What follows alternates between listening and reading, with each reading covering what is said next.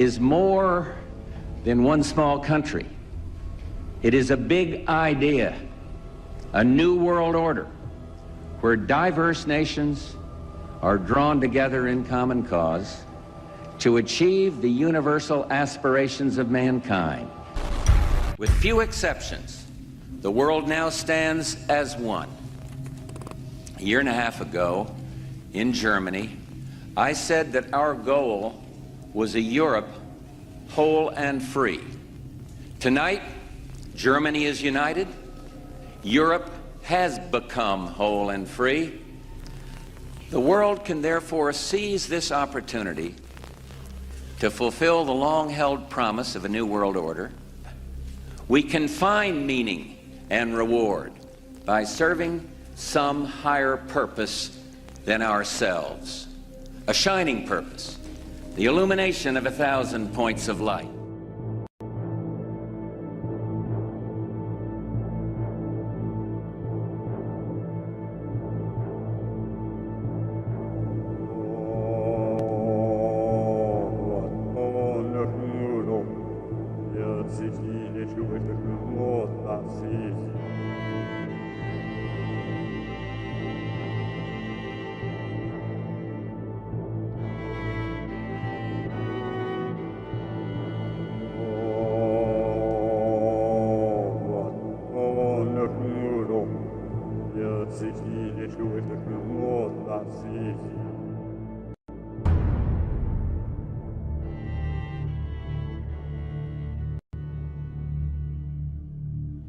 Something's wrong. Something's absolutely wrong.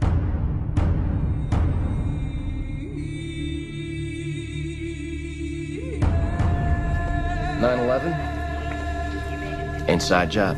Plain and simple. All you gotta do is connect the dots. It is time for us all to dig deeper, because this could be an inside job. I do believe that it defies physics for the World Trade Center Tower 7, Building 7, which collapsed in on itself. It is impossible for a building to fall the way it fell without explosives being involved. The Building 7 thing, you know, if you look at the way it fell, I mean, it looks like a controlled demolition.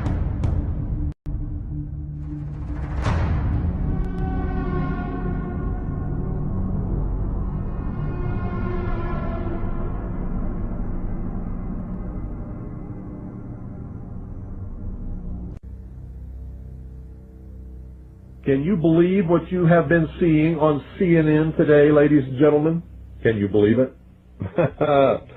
Supposedly, a CNN reporter found Osama bin Laden, took a television camera crew with him, went into Osama bin Laden's hideout, interviewed him and his top leadership, his top lieutenants and colonels and generals in their hideout. This is a CNN reporter with a camera crew. And he came out and told everybody, within 3 weeks, Osama bin Laden is going to attack the United States and Israel. Now, don't you think that's kind of strange, folks?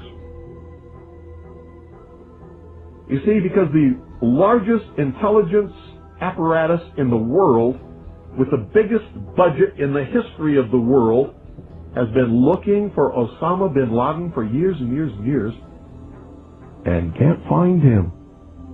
A reporter from CNN and his little camera crew got in to Osama bin Laden's secret hideout and conducted an interview. If you don't believe me, tune into CNN. They're probably running it right now as I'm speaking. And if you believe it, you are one of the stupidest jerks that ever lived on the face of this earth. And whatever is going to happen that they're going to blame on Osama bin Laden, don't you even believe it. When in hell are all you people going to wake up?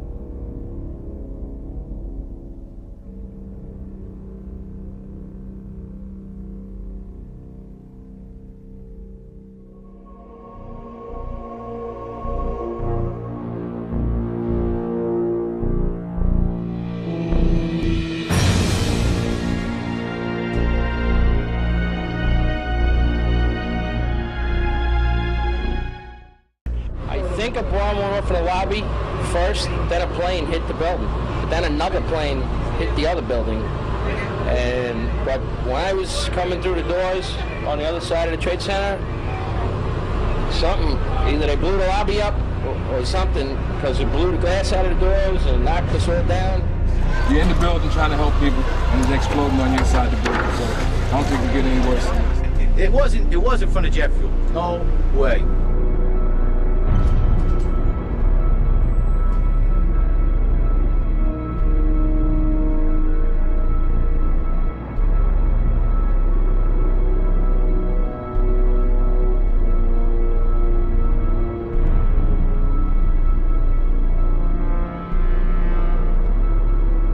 People that understand. There may be more. Any one of these fucking buildings can blow up. This ain't done yet.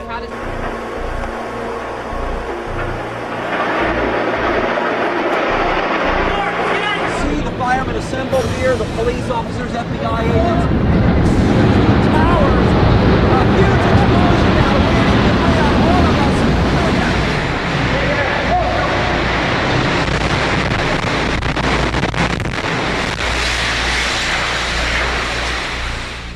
My name is Tom Sullivan. I worked for Controlled Demolition Incorporated, CDI, the top-rated explosive demolition firm in the world, owned by the Loiseau family during the years surrounding 9/11. And I worked for them as an explosives loader for 2.5 years. As an explosives loader, my job was to place explosives in the buildings to prepare them for demolition. There are many steps that you need to take. First off is you have to weaken the building.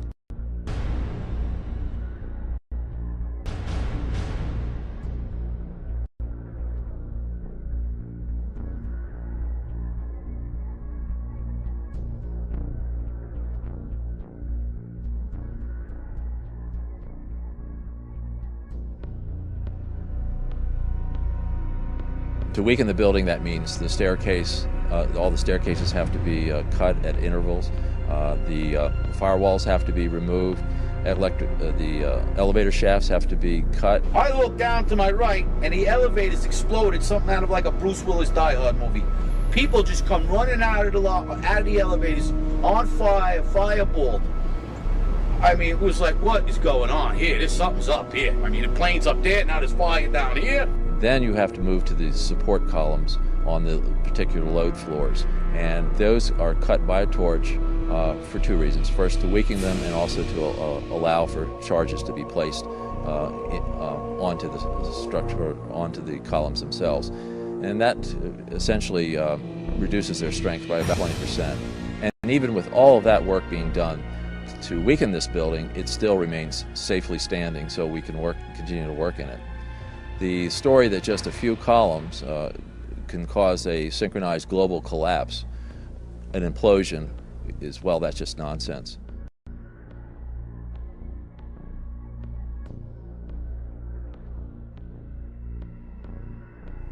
I don't see how this could actually happen in real life.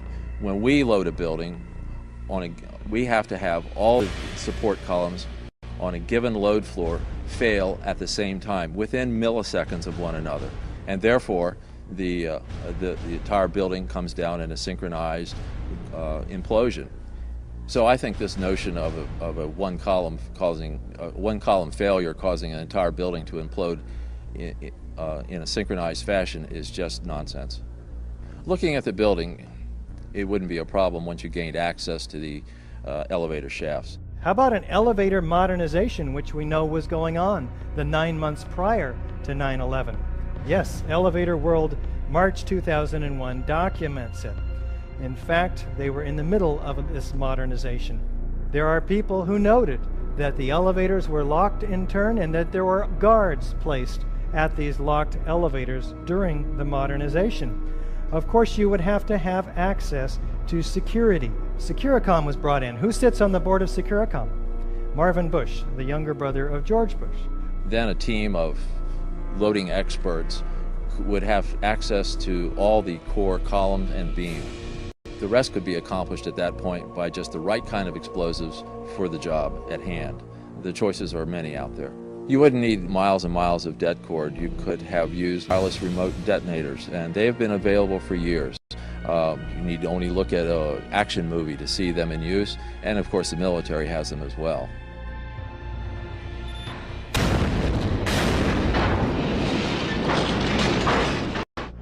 You want to call your mother or something?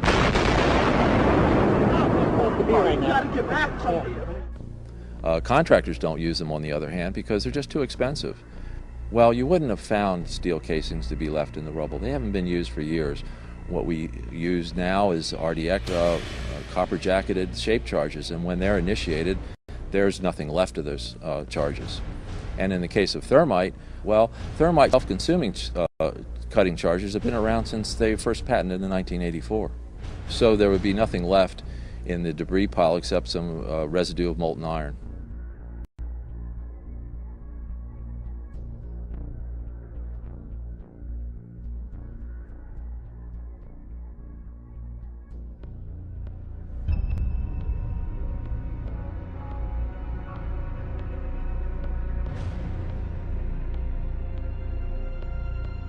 Get down below and you'd see molten steel running down the channel rails, like you're in a foundry. These incredibly hot areas were found at the bottoms of the elevator shafts, down 7 basement levels. The molten steel was found 3, 4, and 5 weeks later when the rubble was being removed. He said that molten steel was also found at World Trade Center 7. The highest temperature was in the east corner of the South Tower, where a temperature of 1,377 degrees Fahrenheit was recorded. The molten steel in the basement was more than double that temperature.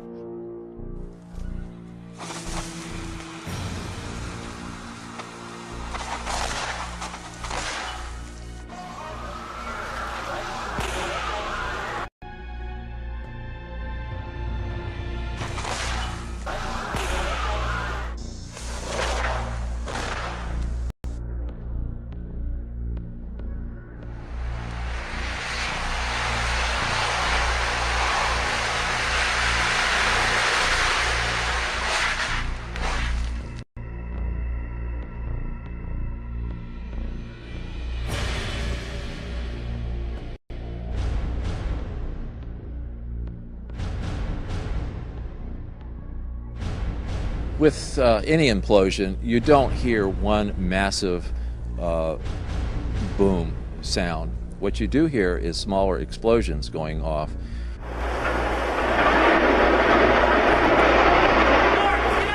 Mr. Sunder of NIST has said that you would, if this had been a controlled demolition, you would have heard a large, massive bomb going off. The World Trade Center. You can see the firemen assembled here, the police officers, FBI agents.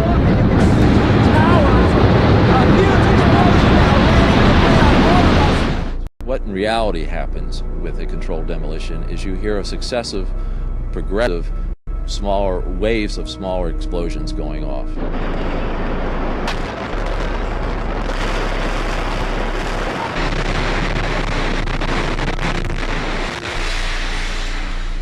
In the case of thermite cutting charges, you would have heard far less noise, since they are worked by thermal heating, melting of the steel, rather than an explosive cutting as in RDX charges.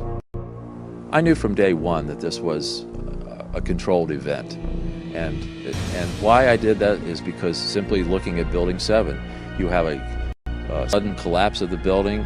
It's fairly symmetrical as it comes down. There's the classic kink, which means that the center core fails first, and you can see that on the video, and the building falls near free fall. So I really honestly didn't believe this from day one, because this is the way buildings classically come down with a controlled demolition.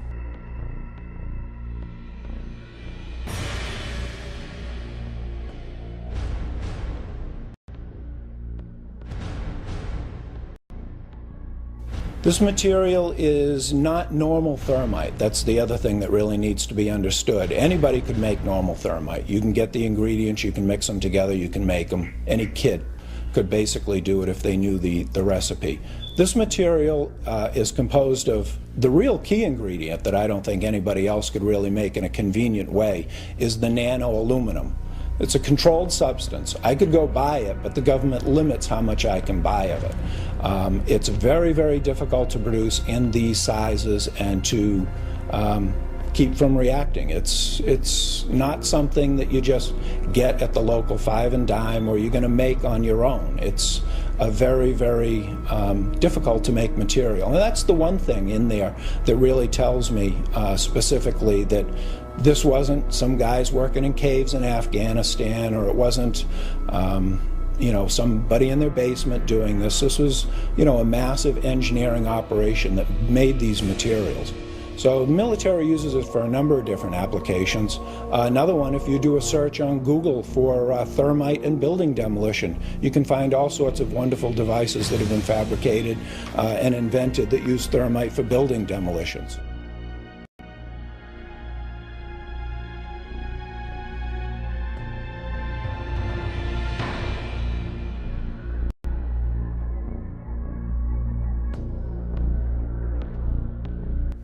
An example would be that in 1984 there was a patent issued for thermite cutter charges to be used in building demolitions that could shoot molten iron through the structural steel in milliseconds.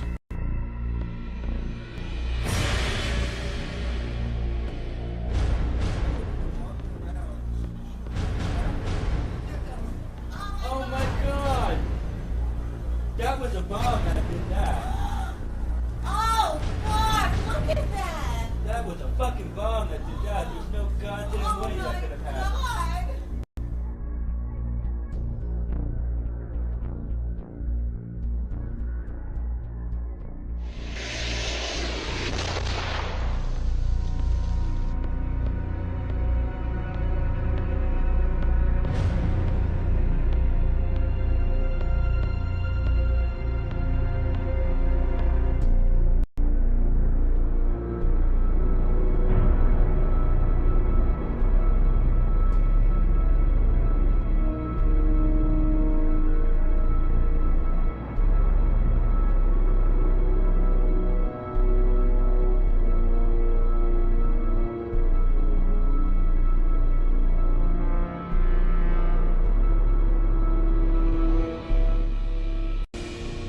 You can imagine when you assemble these chemicals on a large scale, the amount of heat that you generate.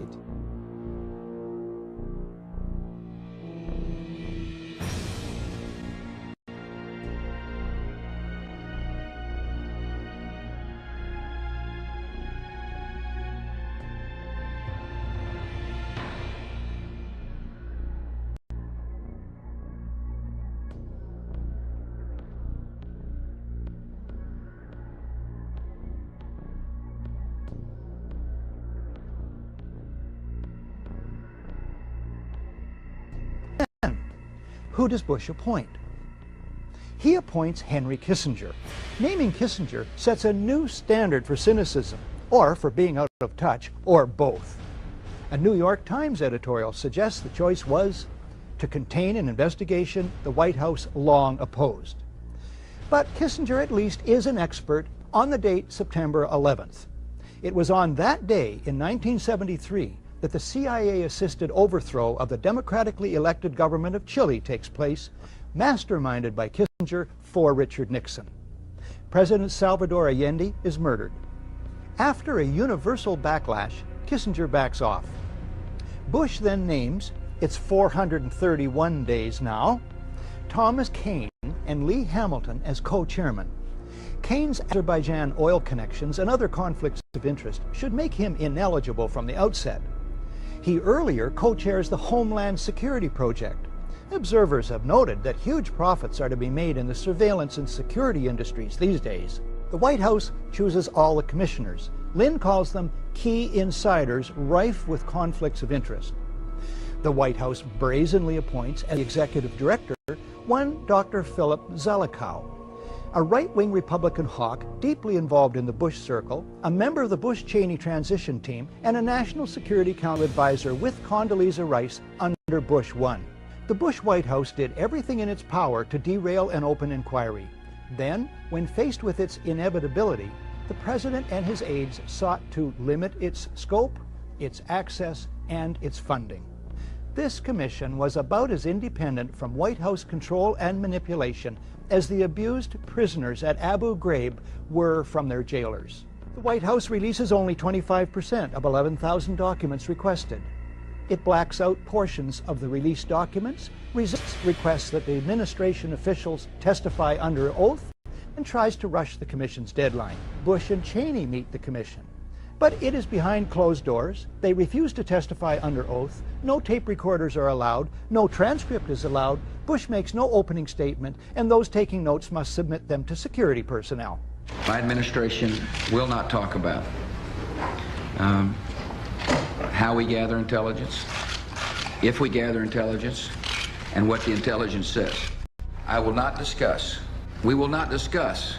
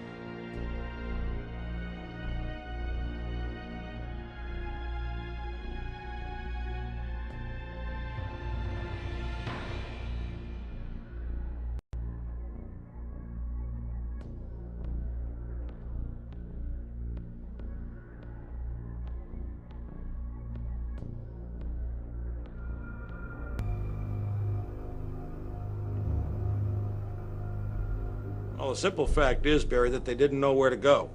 The reason that they didn't know where to go was because a number of conflicting and overlapping war game exercises were taking place, one of which, Northern Vigilance, had pulled a significant number of North American fighter aircraft into Canada and Western Alaska and Northern Alaska in a mock Cold War hijack exercise. There was another drill, Vigilant Guardian, which was a hijack exercise, a command post exercise, but it involved the insertion of false radar blips onto radar screens in the Northeast Air Defense Sector. There was another exercise, Vigilant Warrior, which was in fact, according to a NORAD source, a live fly hijack drill being conducted at the same time. With only 8 available fighter aircraft, and they have to be dispatched in pairs, they were dealing with as many as 22 possible hijacks on the day of 9/11, and they couldn't separate the war game exercises from the actual hijacks. Hi, Boston Center, Team U. We have a problem here. We have a hijacked aircraft headed towards New York. We need someone to scramble some F-16s or something up there to help us out. Is this real world or exercise? No, this is not an exercise, manifest. But this was done deliberately, though.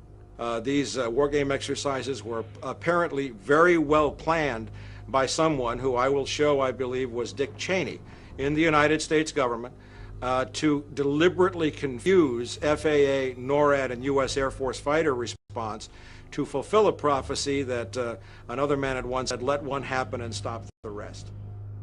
We do not have a clear explanation for why fighters from Andrews Air Force Base were sent out over the sea first and couldn't turn around because the 9/11 Commission seemed to change all the evidence just arbitrarily right before it issued its final report. So we don't have a clear explanation, but certainly there was, it is all consistent with a motive that said make sure that the fighters don't get to any place in time to stop the 3 critical attacks on the World Trade Center and the Pentagon. Do we want to think about scrambling aircraft?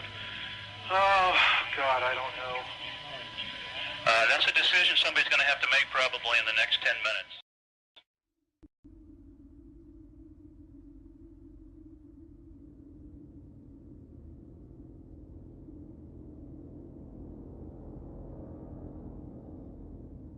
You know, it might have appeared that way, but from my close-up inspection, there's no evidence of a plane having crashed anywhere near the Pentagon. The only site is the actual site of the building that's crashed in, and as I said, the only pieces left that you can see are small enough that you could pick up in your hand.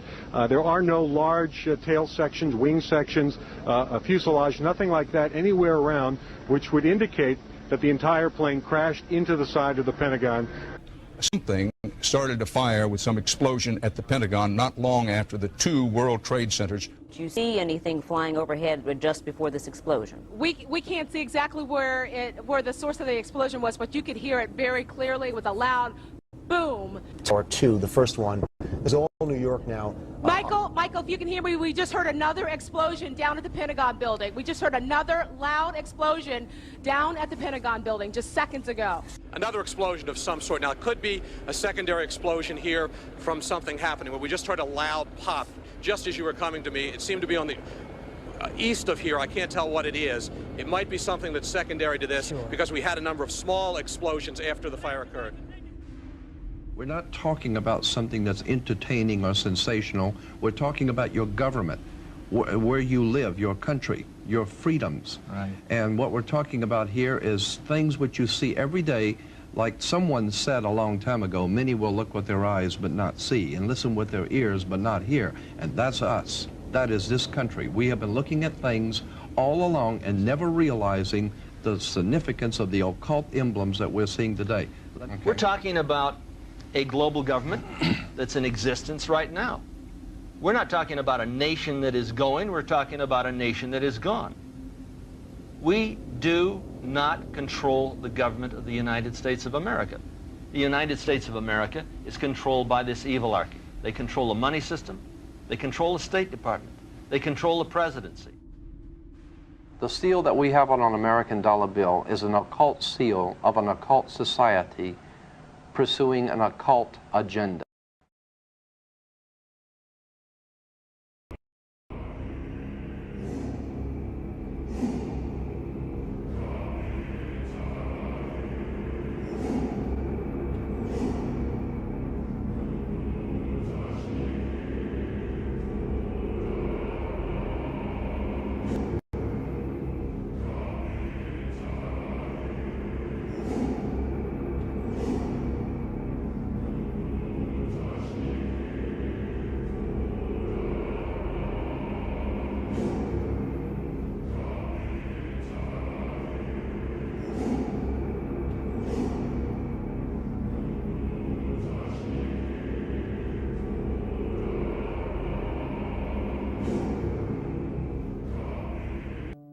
Now you might be noticing I don't feel about that war the way we were told we were supposed to feel about that war, the way we were ordered and instructed by the United States government to feel about that war. See, my mind doesn't work that way. I got this real moron thing I do, it's called thinking.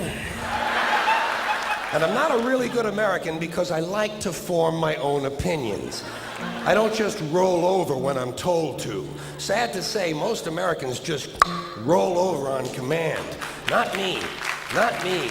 I have certain rules I live by. My first rule, I don't believe anything the government tells me. Nothing.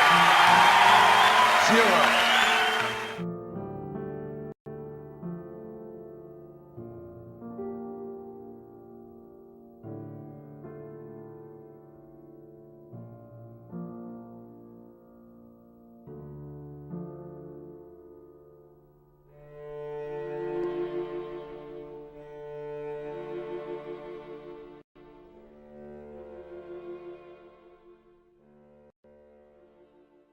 It concludes that Iraq has chemical and biological weapons, that Saddam has continued to produce them, that he has existing and active military plans for the use of chemical and biological weapons, which could be activated within 45 minutes, including against his own Shia population. The United States knows that Iraq has weapons of mass destruction. Any country on the face of the earth with an active intelligence program knows that Iraq has weapons of mass destruction. There is no doubt that Saddam Hussein now has weapons of mass destruction. There is no doubt that he is amassing them to use against our friends, against our allies, and against us. This is his. And if he does not disarm, the United States of America will lead a coalition and disarm him in the name of peace.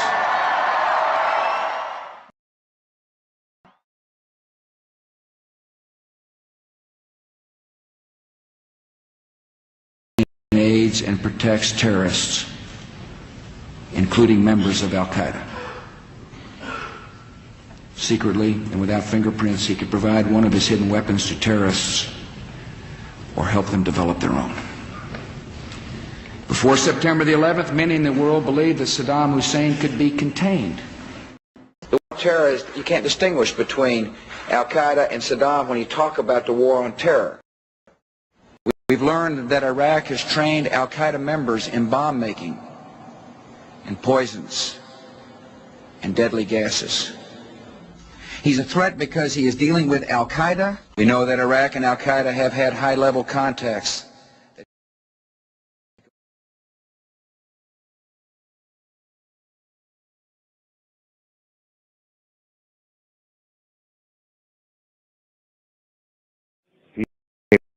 Capability with respect to weapons of mass destruction. He is unable to project conventional power against his neighbors.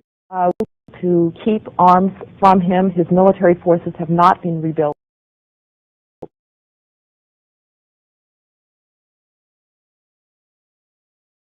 That there were not weapons of mass destruction there. You said you knew where they were.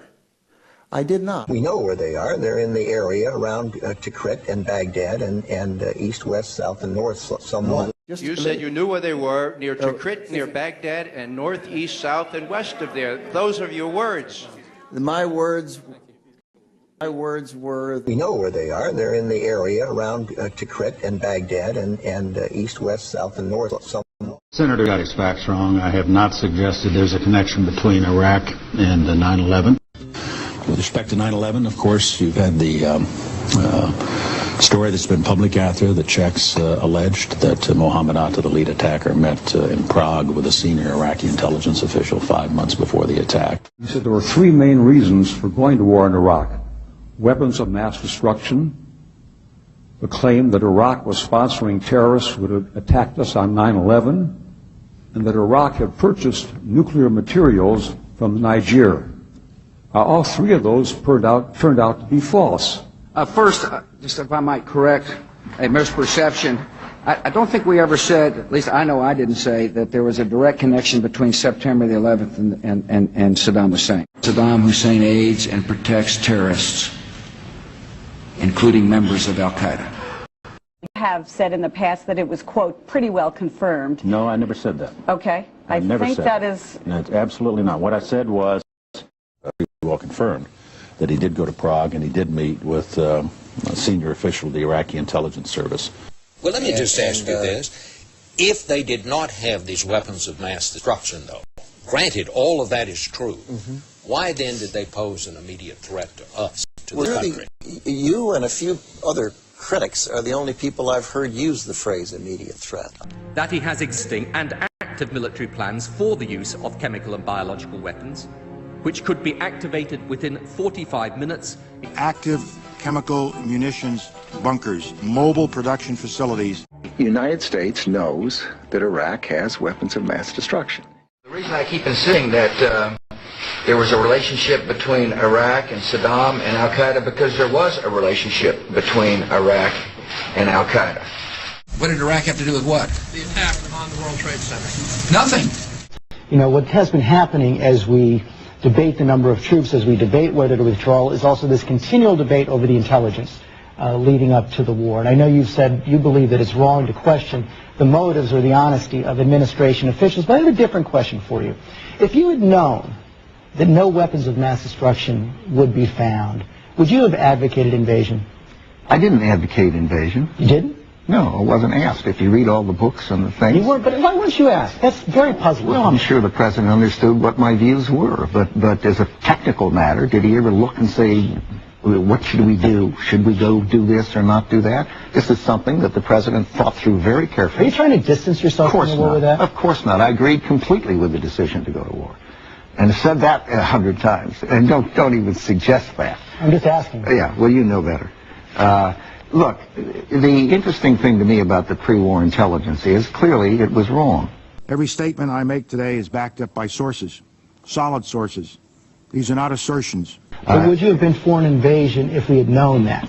The answer is The answer is probably yes. Iraq, one Democratic senator now says you can add the entire Intelligence Committee to the list. Dick Durbin of Illinois making the amazing claim on the floor of the Senate that while he and perhaps the 16 other members of that Intelligence Committee knew the administration was misleading the American public, he, perhaps they, kept quiet about it because due to his position on the committee, he had been sworn to secrecy. A few hundred feet away from here, in a closed room, carefully guarded, the Intelligence Committee was meeting on a daily basis for top secret briefings about the information we were receiving, and the information we had in the Intelligence Committee was not the same information being given to the American people. I couldn't believe it. Members of this administration were in active, heated debate over whether aluminum tubes really meant that the Iraqis were developing nuclear weapons. Some within the administration saying, of course not. It's not the same kind of aluminum tube. At the same time that members of the administration were telling the American people to be fearful of mushroom-shaped clouds. I was angry about it. Frankly, I couldn't do much about it. Because you see, in the Intelligence Committee, we're sworn to secrecy. We can't walk outside the door and say, the statement made yesterday by the White House is in direct contradiction to classified information that's being given to this Congress. We can't do that. We couldn't make those statements. And so in my frustration, I sat here on the floor of the Senate and listened to this heated debate about invading Iraq, thinking the American people are being misled. They are not being told the truth.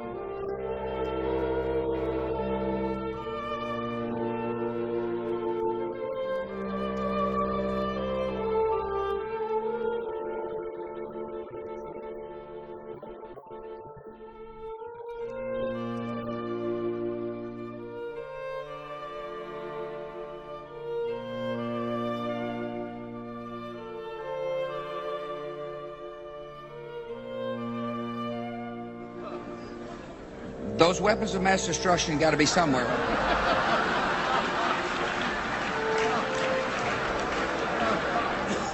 Those weapons of mass destruction got to be somewhere. I'm right down, dude. I tell you what.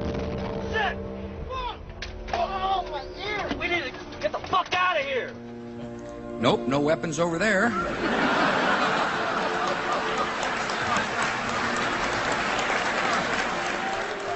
Those weapons of mass destruction got to be somewhere. Nope, no weapons over there. Maybe under here. Oops, this photo wasn't supposed to be in here. This is a Skull and Bone secret signal.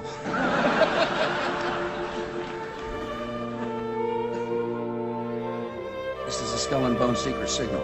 This is a Skull and Bone secret signal. This is a Skull and Bone secret signal.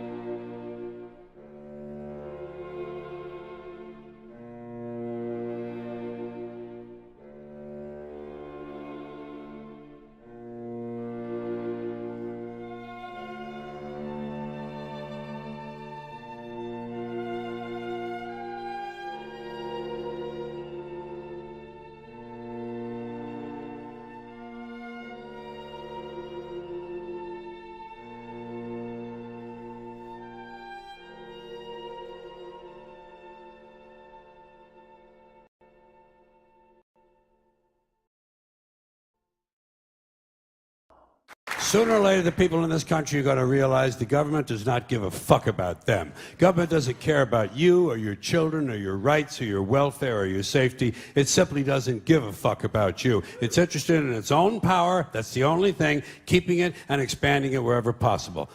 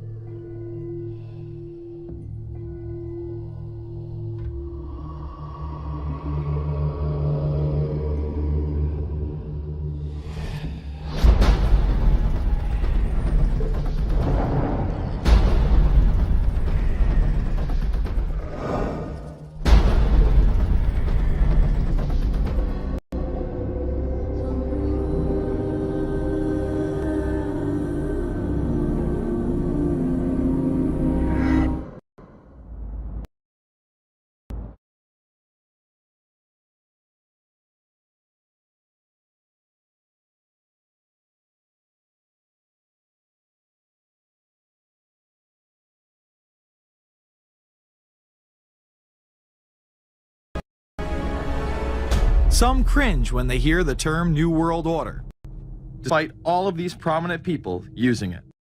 What is at stake is more than one small country.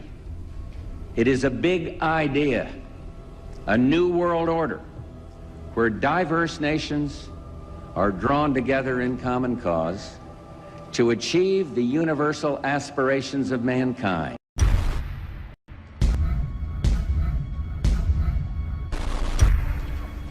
The world that maybe some people dreamt of at that conference back in Bournemouth, when it looked as if maybe history would end, that liberal democracy would triumph, that free market economics would slowly progress, and we'd have a new world order. We are part of a new world order. And as the recently departed Admiral William J. Crow once said, it's long on new and it's short on order.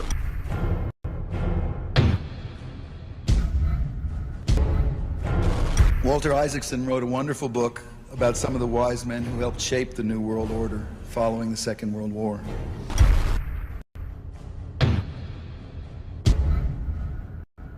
As we devise a way forward in Iraq, I urge the international community to embrace its responsibility for creating that new world order. A new world order based upon collective action.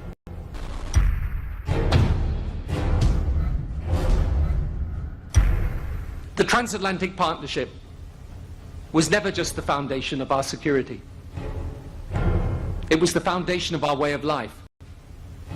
It was forged an experience of the most bitter and anguished kind.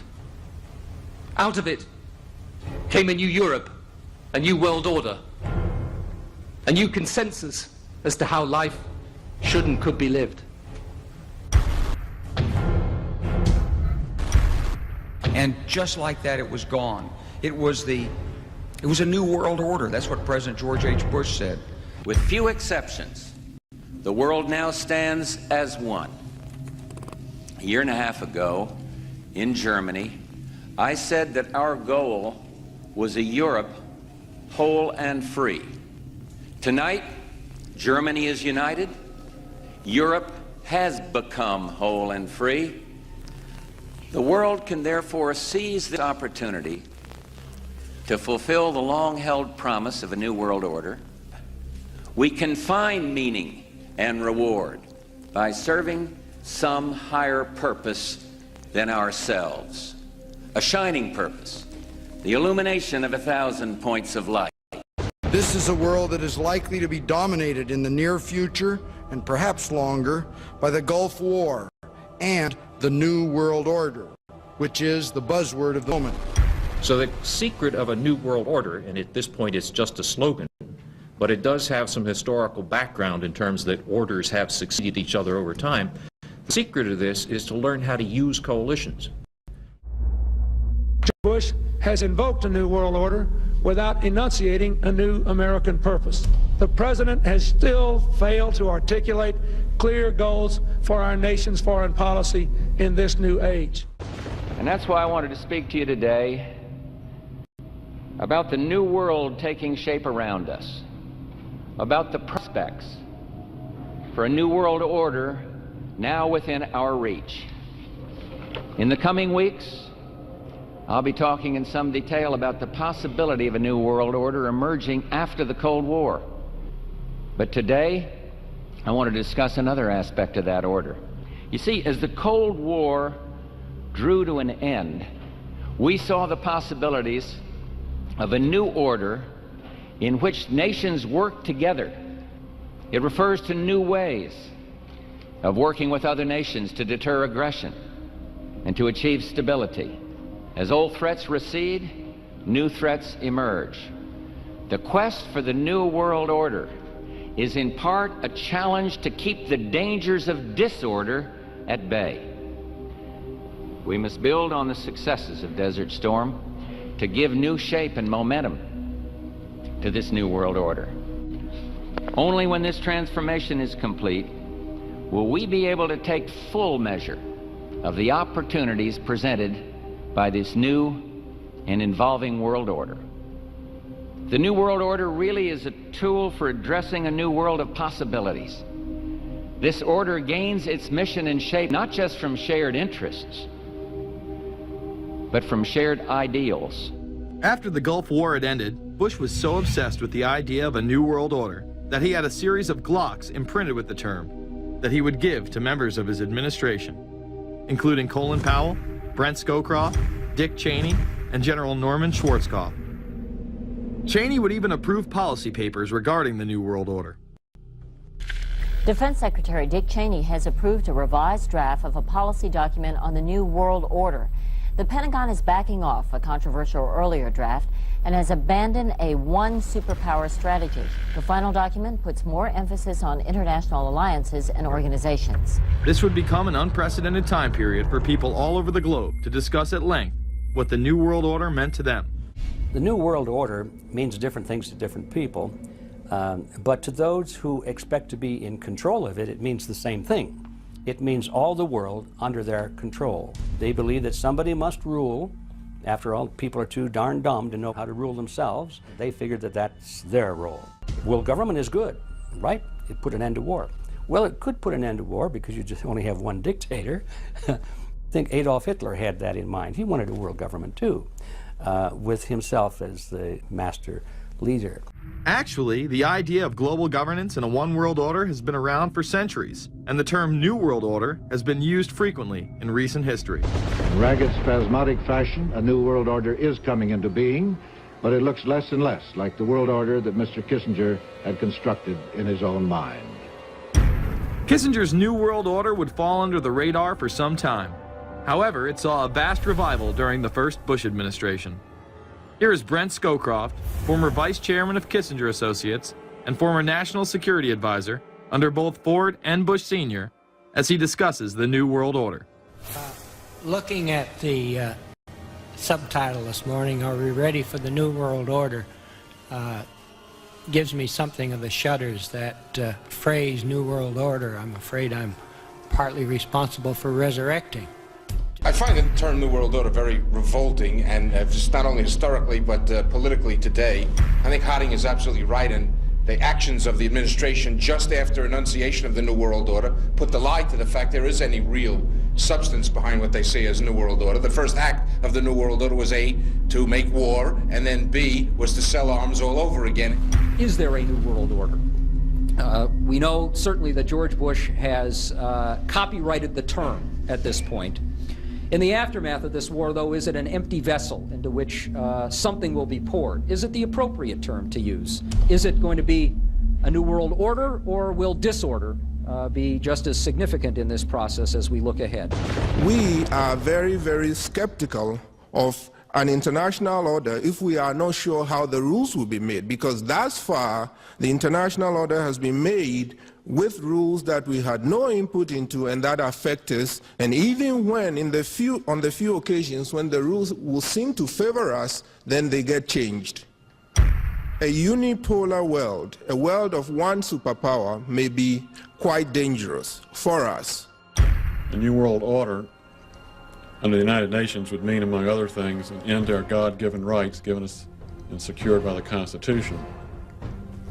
The New World Order, which now has been called by some the New World Disorder, and by some people on the more liberal persuasion, the taking over of the world by the Council on Foreign Relations, the Trilateral Commission, and the UN to put us all in slavery. But what are these organizations? Who founded them? And what are the stated goals of each? Before we begin with the Council on Foreign Relations, let's delve further into history to understand roundtable groups and their origins.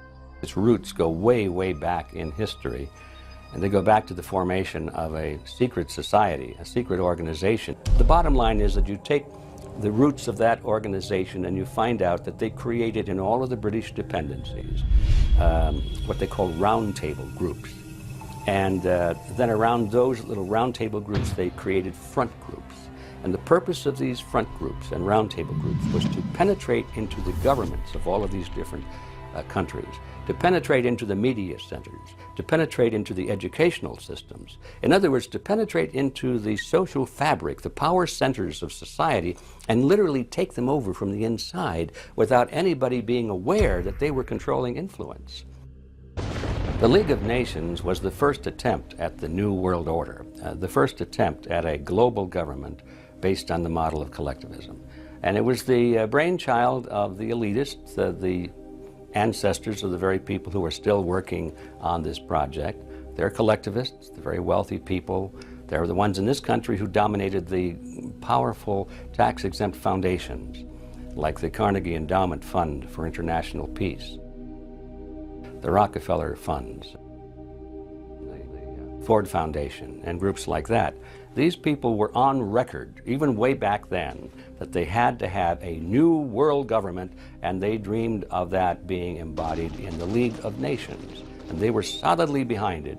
And that was one of the reasons those people encouraged the United States into World War I, was because of the crisis of World War I, and that would also condition Americans to thinking of making big changes in their system, because we certainly don't want another war like that, do we? There's that fear angle again.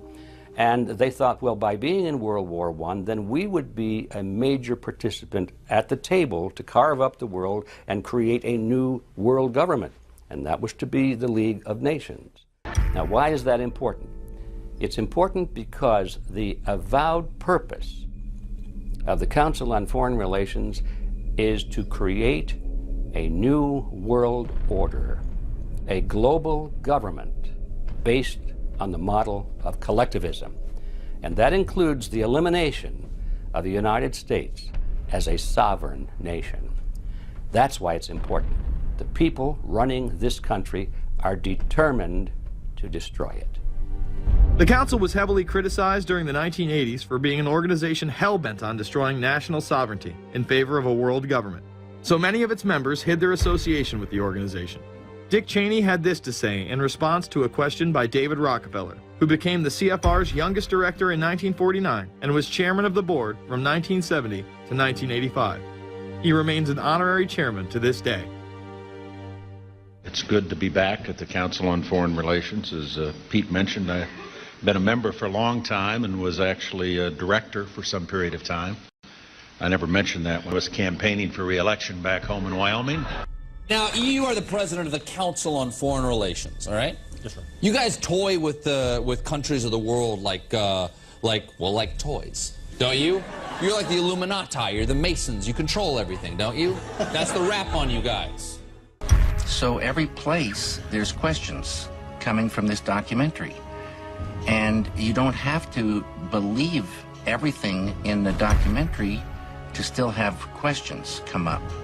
And you look back and you remember what you saw and what you were told, and now you have questions. You have these private groups that are run and created by the elite, by the ultra-rich, wealthy families that have been manipulating global markets from behind the scenes for generations.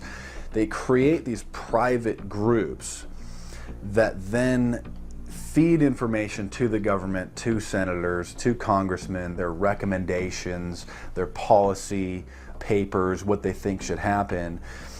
And it's fascinating because if you actually read what it is that they're doing, the recommendations that they make, they're very able to get them put in place. Discussions that are going on in these private groups are really talks that should be going on in Senate committees and in the halls of Congress, but they're happening with these ultra-elite groups that are then pushing their propaganda into the political mainstream, and then it's becoming enacted, it's becoming put into law. Still not convinced the CFR is promoting a new world order? Listen to what Leslie Gelb had to say upon leaving the New York Times to chair the organization as its president in 1993. I loved it. Doing a column is a great job. I'm going to an equally great but different job, and in a way a job that caps everything I've been doing in my life, in government, in academia, and in journalism. I think that's what the Council on Foreign Relations will allow me to do. You know, for example, you had me and 3 or 4 other folks on this show a few months ago to talk about the New World Order, right? Exactly. Right? Bob I talk Hormats about and it, you, exactly. Right. I talk about it all the time. New World Order wants a global system where one small central authority of individuals can then dictate a policy that's going to be distributed down to the rest of the world, everywhere, in the smallest little town in the middle of nowhere in some remote country. I now think it's safe to say that the Council is extremely influential on the world stage and openly promote global governance. The Council and the globalists were able to take this agenda to the next level following World War II. The United Nations was born out of the ashes of this conflict. Unlike the League of Nations, the United States not only joined this organization, they championed it. First book I wrote was The Fearful Master, a second look at the United Nations. It was written at a time when it was not popular to be critical of the UN. I mean, the United Nations was viewed by almost everybody as our last best hope for peace. It was a means, we were told, to bring humanity together and put an end to war and live in peace and harmony and promote trade and all of these good things. I wish it were any of those things, but it's not. The original charter for the United Nations was drafted in San Francisco in 1945, and the United States became a permanent member of the Security Council, along with France, the United Kingdom, the Soviet Union, and the Republic of China. The process by which other nations' belief systems could be used to erode and eviscerate our Constitution and Bill of Rights had taken a giant leap forward. The United Nations is one of the most well-known sort of globalization attempts. Its primary goal is to streamline all the governments of the world, to create a global council and to unify all the rules and all the regulations for the world. So it's essentially the precursor and an engine of this new world order. The United Nations is made up of all of the countries of the world, most of which are dictatorships of one kind or another. And you don't take a bunch of dictatorships and put them into a bag and shake it up and come out with a freedom-loving governmental unit. You come out with a global dictatorship. This was the public face of global governance. However, many other organizations have been birthed since. Even more suspect is a private group called the Trilateral Commission. David Rockefeller and Henry Kissinger are among its some 300 influential members. The Trilateral Commission, rich and powerful business and political leaders from Japan, Europe, and North America. The New York-based policy group was formed in 1973 by Chase Manhattan Bank Chairman David Rockefeller. In addition to Rockefeller, there are many other noted American members. Among them, economist Alan Greenspan, former Defense Secretary Harold Brown. George Bush was once a member, but resigned last year before his unsuccessful presidential campaign. Back then, it wasn't politically wise to be aligned with what his party's right wing considered a shadow world government. The United Nations would take over America. The Trilateral Commission would control the world. Just look at its membership, they say. Current and former members include Presidents Clinton, Bush, and Carter. Names like Brzezinski, Christopher, Kissinger, and Schultz. And top executives of ITT, Xerox, Exxon, and Nations Bank. Although this group with only 300 members seems to be at the apex of the power structure, there is yet another group formed in 1954 that is even smaller in number and has a greater influence on world events. Meet the Bilderberg Group. This elite group meet annually around the globe. There is a core group of members who have attended every year for decades, such as David Rockefeller, Henry Kissinger, and Queen Beatrix of the Netherlands. These members invite others who are politically and socially relevant at the time. Each year, around 140 people are in attendance. Real quick, I'd ask Hillary this question. In June of 2004, you attended a meeting in Italy called the Bilderberg Group. I just want to know what you were doing out there, what that was all about. If she lied to me and told me she didn't go, I figured you might tell me the truth. All I did was go. They had a Republican and a Democrat. Republican was... I gave like a 20-minute talk on the presidential election. Did it have anything to do with being John Kerry's running mate? Did they talk about that at all? No, because I wasn't his running mate. Okay. I happened to be in Europe then on my way to Russia. I was invited to go to Bilderberg by Vernon Jordan, a friend of mine, and a genuine hero of the civil rights movement. And to the best of my knowledge, NAFTA was not discussed by anybody in my presence. Documents released by the group in 2001 reveal that in September of 1955, the group met in Germany and covertly outlined the idea of a European Union. Section E, European Unity, discusses the general support for European integration and unification, and the idea to unify Germany once again with the rest of Europe under a common marketplace. Belgian Viscount and current Bilderberg chairman Etienne Davignon told the EU Observer in 2009 that the next Bilderberg meeting could improve understanding on future action in the same way it helped create the euro in the 1990s. This illustrates the patience, vision, and reach of this organization. It was able to promote and establish both the European Union and a European currency over the course of just under 40 years, incrementally. One of the things that the elitists discussed back at the turn of the century when they were talking about how do you convert the United States into a collectivist system was the fact that you can't do it quickly. You have to let people get used to it incrementally, because any major change would be rejected. The 1957 Conference of Rome, where the Common Market Treaty, providing for free trade in all products, was at last signed.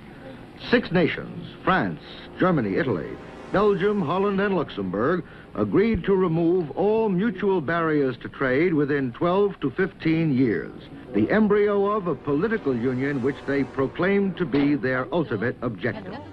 In that fashion, it's possible for people to get used to this process and even to think it's a good thing. People will accept the gradual growth of government, the gradual loss of their purchasing power. They'll accept almost anything if it's done gradually, and we have to be very alert to that. 2008 and 2009 attendees include World Bank President Robert Zoellick, Treasury Secretary Timothy Geithner, former head of British Secret Intelligence Richard Dearlove, Donald Graham, CEO of the Washington Post, CNN host and author of The Post-American World, Fareed Zakaria, and many other giants of business, politics, and media. You just came back from meeting with the Bilderberg Group. The Bilderberg Group are, you know, when people who are conspiracy theory people, they send me mail, it's usually about the Bilderberg Group. And I get these books on my front door, which I'm uncomfortable with, and it's all about the Bilderberg, like they're the modern day Illuminati. Are you a member of the Bilderberg Group? I don't think we're supposed to talk about this. Many have identified them as the kingmakers, the puppet masters that pull the strings behind the scenes. Perhaps there is no better example of this than what occurred during the 2008 conference. Immediately after Obama had been selected as the Democratic presidential nominee, the pressure was on to choose a running mate. We've put together a committee. We are going to be equally deliberative in how we move forward, and we're not going to do it in the press, and we're not going to do it through surrogates. He then tricked the press corps into staying on the plane as it took off from Washington. He was whisked away to an undisclosed location. What's interesting and dangerous about the New World Order is that it's not a natural progressing idea. It's just not civilization naturally evolving and organizing into this system. It's the group of extremely powerful people that are manipulating the system to get it to this status from behind the scenes without anybody's knowledge. You have to ask yourself, if there isn't an agenda going on to keep those organizations quiet and to keep them out of the news, to keep the discussions about them behind closed doors, then why is it that these supposed experts on the left and on the right never talk about them? This has been a condensed history of the globalist organizations and their rise to power. But is there a reason they meet behind closed doors? A shadow world government has been mentioned, but to truly understand what that means, let's go back to this iconic warning from President Dwight D. Eisenhower. Progress toward these noble goals is persistently threatened by the conflict now engulfing the world. It commands our whole attention, absorbs our very beings. We face a hostile ideology, global in scope, atheistic in character, ruthless in purpose, and insidious in method. In the councils of government, we must guard against the acquisition of unwarranted influence, whether sought or unsought, by the military-industrial complex. The potential for the disastrous rise of misplaced power exists and will persist.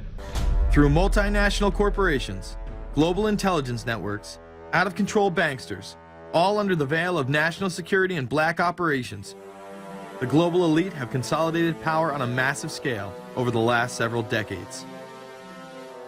You see, global corporations not only fund and develop large technological and military projects here and abroad, they also own the consumer industry and production, as well as all of the important media. By owning the vast majority of what we hear and see on a daily basis, we have been manipulated on a mass scale as to regards to what we believe and desire, both socially and politically. Edward Bernays, the nephew of world-famous psychoanalyst Sigmund Freud, would study group dynamics and become the father of public relations. He authored the book Propaganda in 1928. In it, he described how to intelligently and consciously manipulate the habits and opinions of the masses within a democratic society.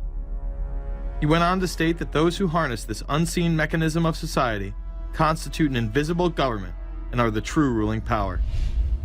It is they who pull the wires which control the public mind, who harness old social forces and contrive new ways to bind and guide the world.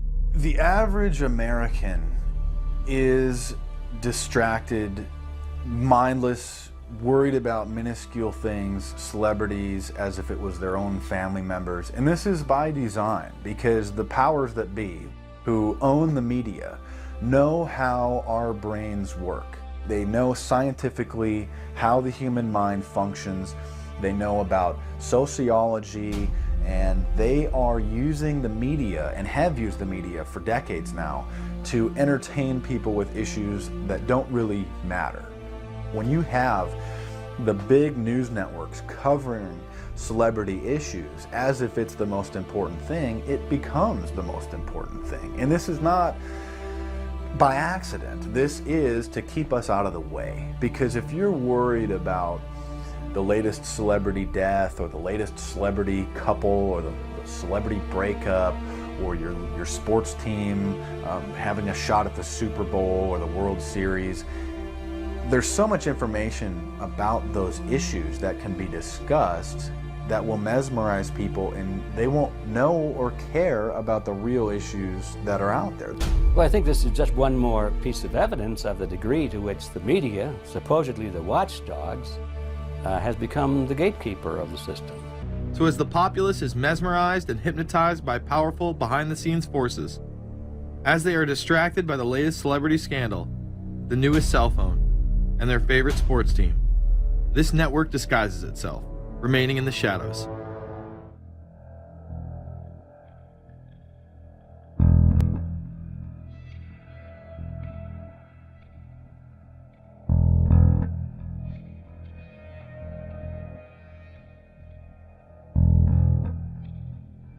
I appeared before the Congressional Committee to tell what I knew of activities which might lead to an attempt to set up a fascist dictatorship. The potential for the disastrous rise of misplaced power exists and will persist. The very word secrecy is repugnant in a free and open society. And we are, as a people, inherently and historically opposed to secret societies, to secret oaths, and to secret proceedings. President Bush signed a formal agreement that will end the United States as we know it. And he took the step without approval from either the U.S. Congress or the people of the United States. The secret organizations of the world power elite are no longer secret. It's known as the Bilderberg Group. Could their objective be world domination? I'm Jim Tucker. I've chased Bilderberg for 30 years. I'll never give up the chase. Bilderberg plan for the whole world is nothing less than world government. I'm not comfortable with that at all. Who elected these guys to run the planet? They are the elitists. They feel they should run the world for their own selfish interests. Now we can see a new world coming into view. A world in which there is the very real prospect of a new world order. Bilderberg is making great progress toward a world government, and only an educated, informed public can stop them in their tracks. David Rockefeller admits in his own memoirs that he wants to destroy the United States. Right. He's a traitor. It's good to be back at the Council on Foreign Relations. As Pete mentioned, I've been a member for a long time and was actually a director for some period of time. I never mentioned that when I was campaigning for re-election back home in Wyoming. Let us never tolerate outrageous conspiracy theories. Well, the reason I bring it up, if you've ever heard any of our call-in shows, you know that we have people that think about the conspiracy theories of people like you. You would be a poster child for these people because you have served on the board of the Council on Foreign Relations. You helped start the Trilateral Commission, and you've been to the Bilderberg Group. Are people too close in this world? People in business too close to the governments? Well, you know, there is such a thing as insidious influence. And the question is, how does it operate? Does it involve bribery? And does it involve some sort of psychological domination of individuals? I don't believe in this notion of some sort of secret societies controlling people. But of course, in any political system, there are sort of over-the-table and under-the-table arrangements.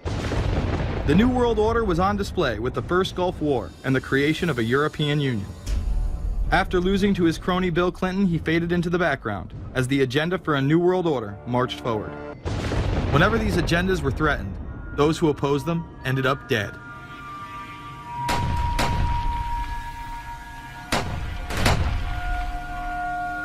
We've got some difficult days ahead.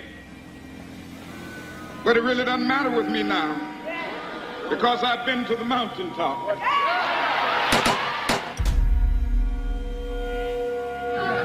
My thanks to all of you, and now it's on to Chicago, and let's win there. Thank you very much.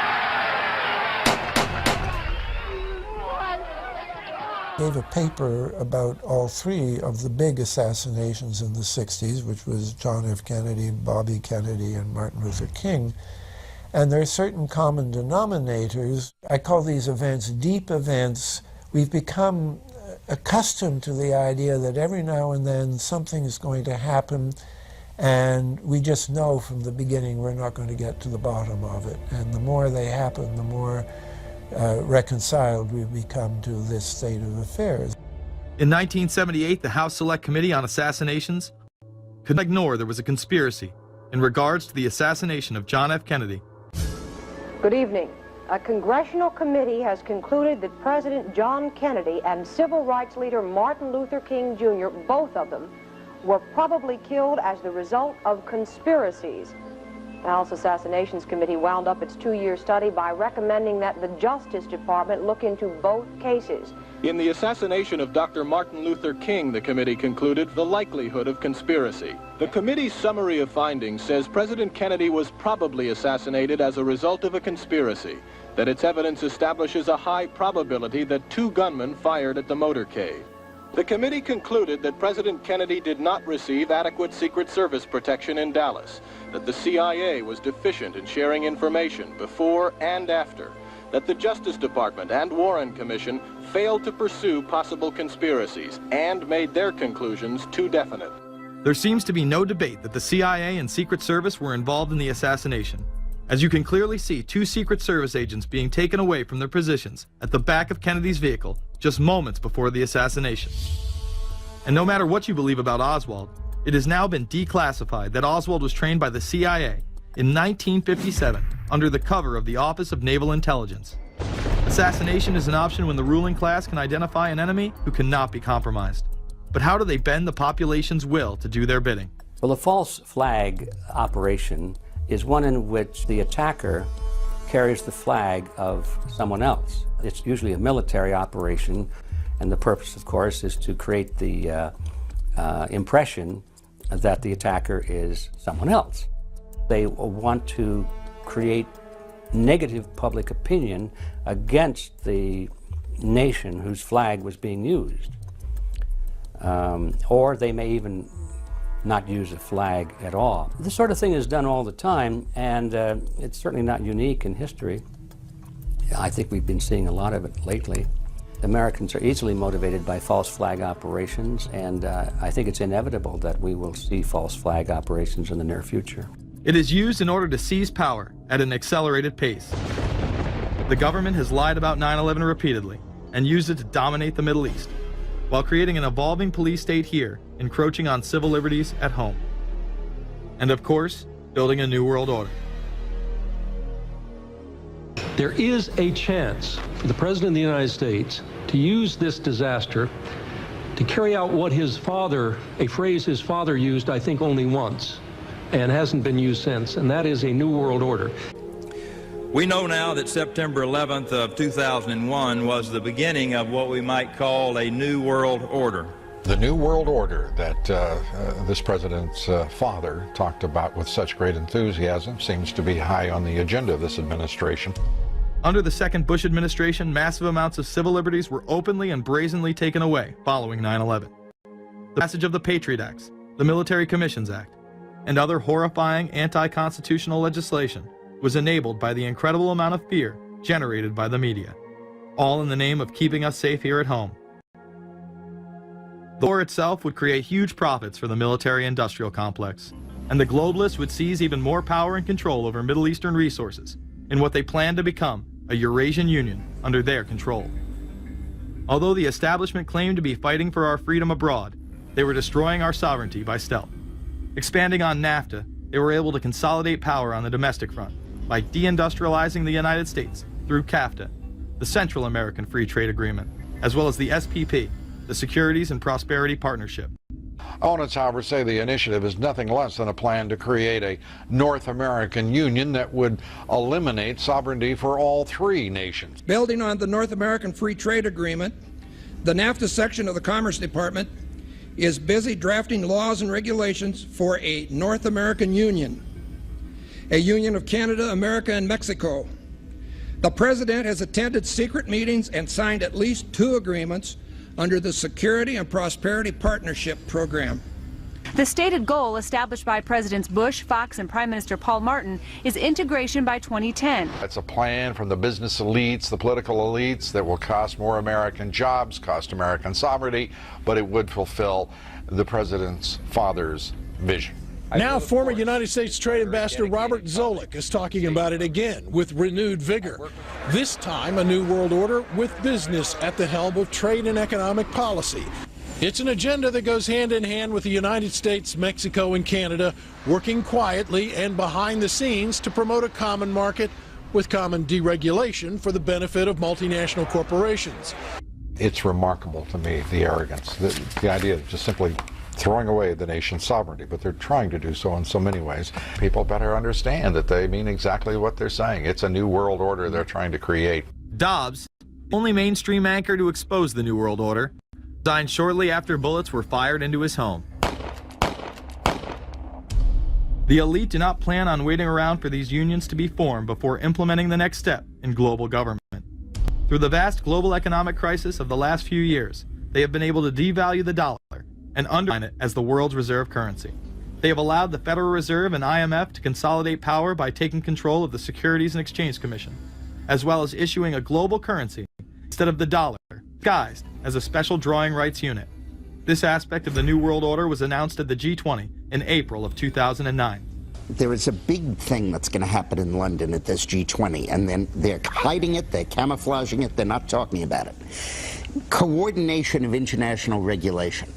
What they are going to do is to put our Fed and our SEC under the control, in effect, of the IMF. The New World Order, that's what they're planning in there, is to undermine the U.S. currency, and it's just really sad. What it really is putting the American economy under international regulation. Yeah. And those people who have been yelling, oh, the UN's going to take over global conspiracy theorists. They've been crazy, but now they're right. There's 20 or whatever people in the G20, say there's 20 ministers, thousands of us, and we can't get our voices heard. When Geithner said he would be open to the idea of a global currency last week, those conspiracy people had said and suggested that for years. Right. You're not wrong.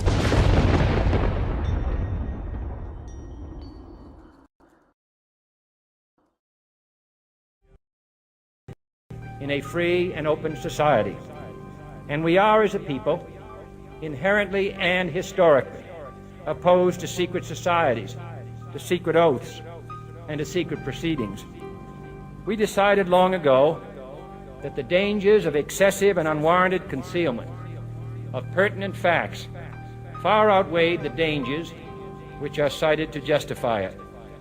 Even today, there is little value in opposing the threat of a closed society by imitating its arbitrary restrictions. Even today, there is little value in ensuring the survival of our nation if our traditions do not survive with it. And there is very grave danger that an announced need for increased security will be seized upon by those anxious to expand its meaning to the very limits of official censorship and concealment. That I do not intend to permit to the extent that it's in my control. And no official of my administration, whether his rank is high or low, civilian or military, should interpret my words here tonight as an excuse to censor the news, to stifle dissent, to cover up our mistakes, or to withhold from the press and the public the facts they deserve to know. For we are opposed around the world by a monolithic and ruthless conspiracy that relies primarily on covert means for expanding its sphere of influence, on infiltration instead of invasion, on subversion instead of elections, on intimidation instead of free choice, on guerrillas by night instead of armies by day. It is a system which has conscripted vast human and material resources into the building of a tightly knit, highly efficient machine that combines military, diplomatic, intelligence, economic, scientific, and political operations. Its preparations are concealed, not published. Its mistakes are buried, not headlined. Its dissenters are silenced, not praised.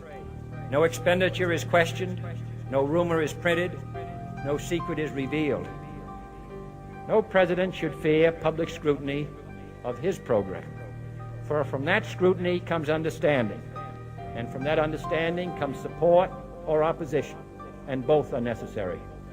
I am not asking your newspapers to support an administration, but I am asking your help in the tremendous task of informing and alerting the American people. Cash is becoming weeded out. Cash will most likely be eliminated or extremely difficult to use in many situations, so that you'll have to use the global currency or the electronic currency. Even though a physical global currency is yet to exist, groups such as BRIC are openly promoting a new reserve currency, which is a conglomerate of Brazil, Russia, Indonesia, and China. Get everyone in the whole world using one currency, which some people think that's a good idea. Russian President Dmitry Medvedev recently showed off a sample coin of the new world currency at the G8 in July of 2009. We have also agreed today additional resources of $1 trillion that are available to the world economy through the International Monetary Fund and other institutions. This includes $250 billion from special drawing rights, the reserve currency of the IMF, drawing rights that will be issued to countries who are part of the International Monetary Fund. I think a new world order is emerging, and with it the foundations of a new and progressive era of international cooperation. The head of the European Union is also calling for global government. 2009 is also the first year of global governance, with the establishment of the G20 in the middle of the financial crisis. Gordon Brown has called for a world constitution. We now need nothing short of a world constitution for the global financial system. Both Gordon Brown and Barack Obama had been groomed to be the next Anglo-American spokesman for this new world order after Bush and Blair stepped down. President Barack Obama has also espoused similar views on globalism. Here he is in Berlin, Germany in July of 2008 in what media have dubbed his New World Order speech. Well, there have been extraordinary scenes in Berlin tonight as thousands of people gathered to hear Barack Obama deliver key foreign policy speech on his current European tour. The Democratic presidential hopeful laid out his vision for America's place in a new world order. In this new world, such dangerous currents have swept along faster than our efforts to contain them. And that is why we cannot afford to be divided. No one nation, no matter how large or powerful, can defeat such challenges alone. In this new century, Americans and Europeans alike will be required to do more, not less. Partnership and cooperation among nations is not a choice. It is the only way, the one way, to protect our common security and advance our common humanity. That is why America cannot turn inward. That is why Europe cannot turn inward. America has no better partner than Europe. Now is the time to build new bridges across the globe as strong as the one that binds us across the Atlantic. Now is the time to join together through constant cooperation and strong institutions and shared sacrifice and a global commitment to progress to meet the challenges of the 21st century. Barack Obama also became the first sitting president to ever become the chair of the Security Council for the United Nations, which only further cites his allegiance to world government. The New World Order will stop at nothing to achieve planetary dominance, whether it be assassination, wars based on lies, and even a phony environmental movement. It should come as no surprise that they have been tracking, tracing, and databasing our lives for years. Many people are aware that the Bush administration engaged in warrantless wiretaps on American citizens. What they don't understand is that it's come out in court that all the major telecommunications companies have been secretly storing every piece of data received from our phones and our computers and handing them over to the National Security Agency. You heard about the government secretly listening in on phone conversations without a warrant. But there is evidence that your email is also being tapped. The government has been intercepting most emails as part of its terrorist surveillance program. That program has been criticized as illegal because it's missing an important ingredient: search warrants. Several years ago, Klein says he came to suspect that AT&T had installed secret computer gear designed to spy on internet traffic. In the United Kingdom, it has been established there are over 4 million CCTV cameras. That is around 1 camera for every 14 citizens. Their purpose is not to solve crime, as it takes 1,000 CCTV cameras to solve just one crime. It is to create a tattletale society in which everyone is under constant surveillance by the state and those around them. Your move in both your home and the outside world is under constant surveillance by a criminal elite who operate above the law. As we are constantly under the microscope, their activities remain in the shadows. Obama extended diplomatic immunity to Interpol with Executive Order 12,425, further empowering criminal behavior within our own government. In the Middle East, endless wars will continue.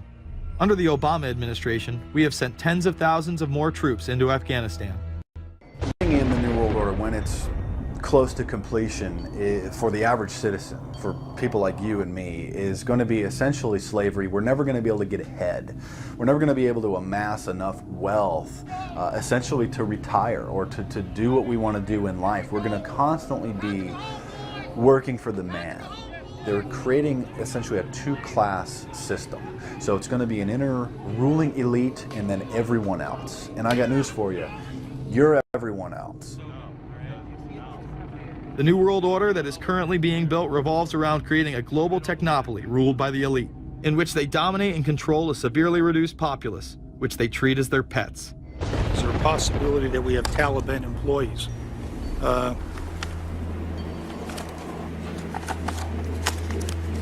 The commander in the field, or I should say the COCOM commander, General Petraeus, has made it a conscious effort to, as part of his coin strategy, to hire local nationals.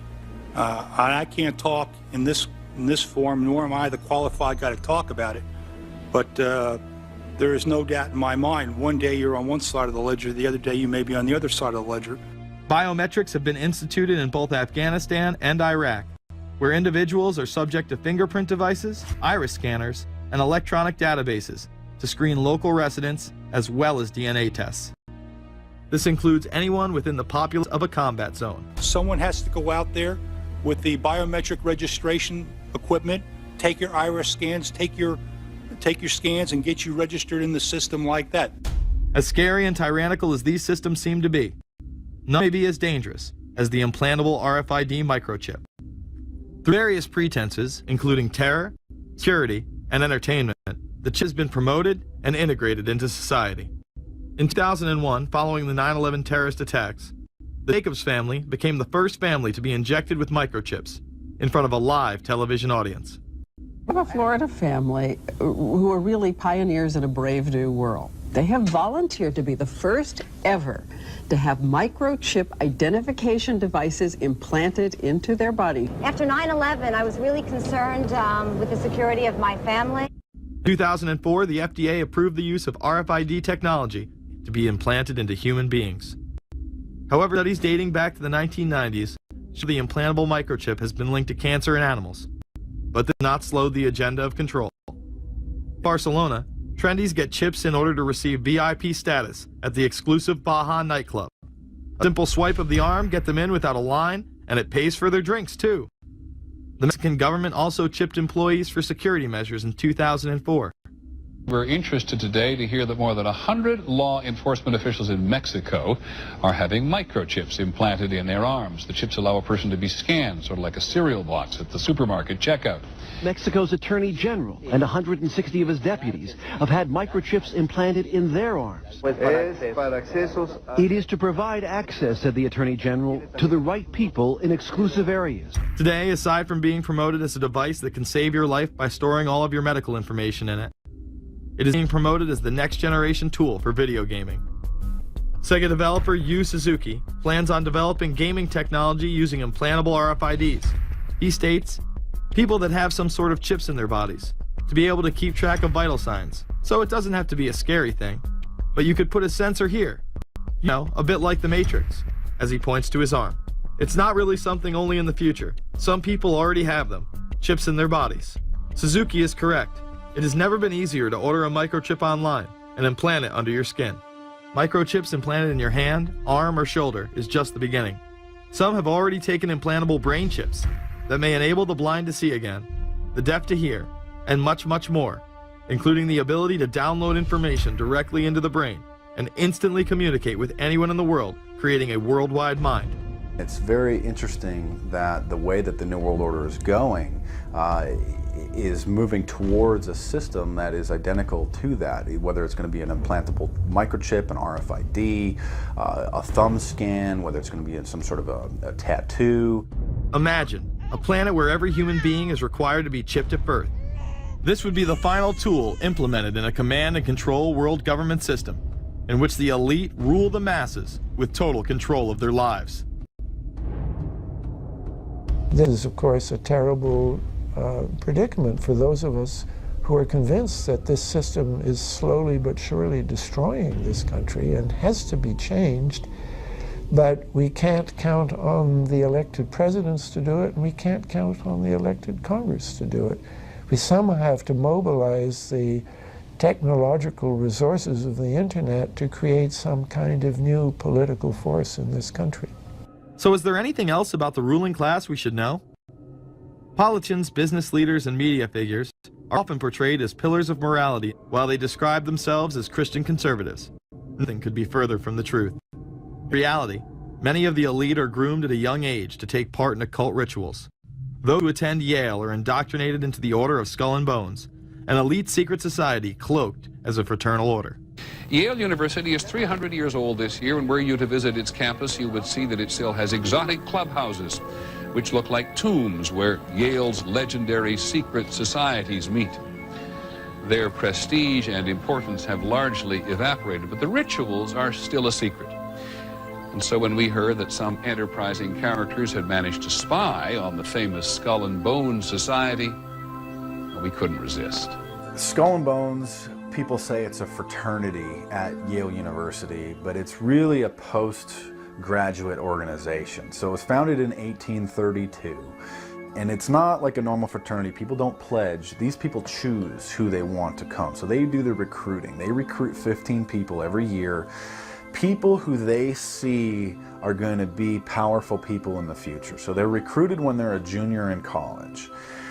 A lot of these people come from really wealthy and influential families because they know that this person has the resources to then elevate them to a position of power that can benefit the club.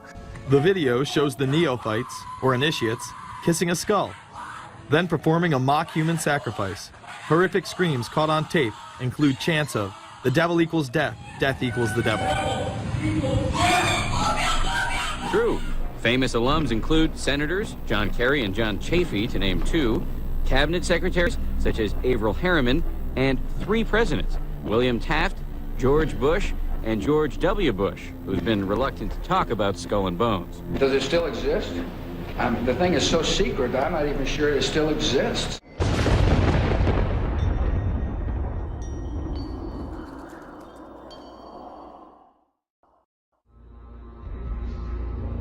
No doubt hearing about all the differences between John Kerry and George W. Bush.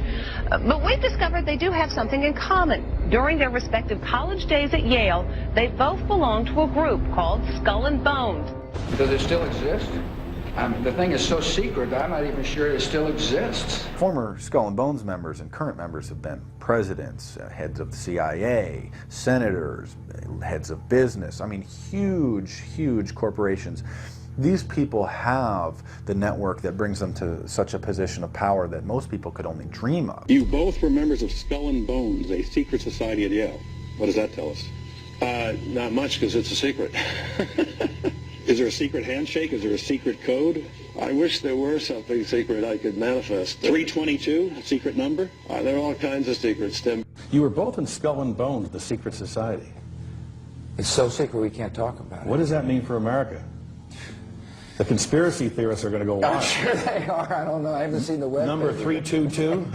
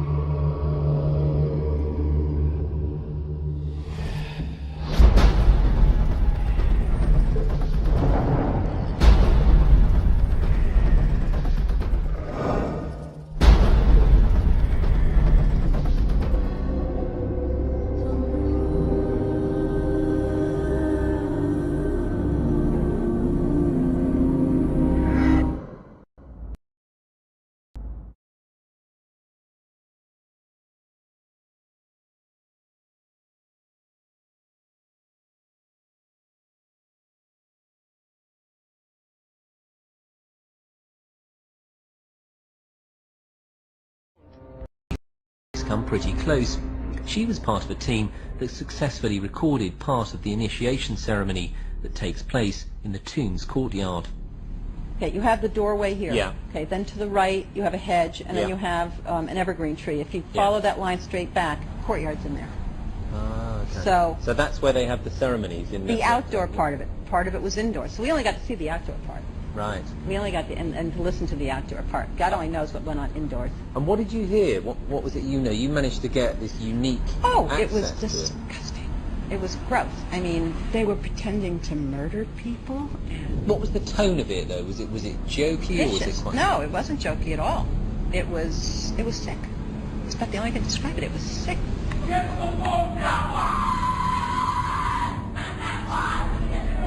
What you're hearing is the first recording ever made of the Skull and Bones initiation ceremony. It has never been broadcast before.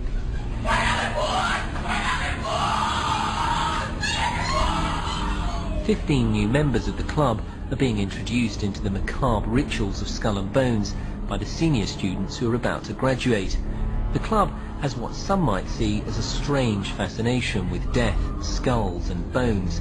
There's the chants too, difficult to hear first of all, but including the devil equals death, and death equals death.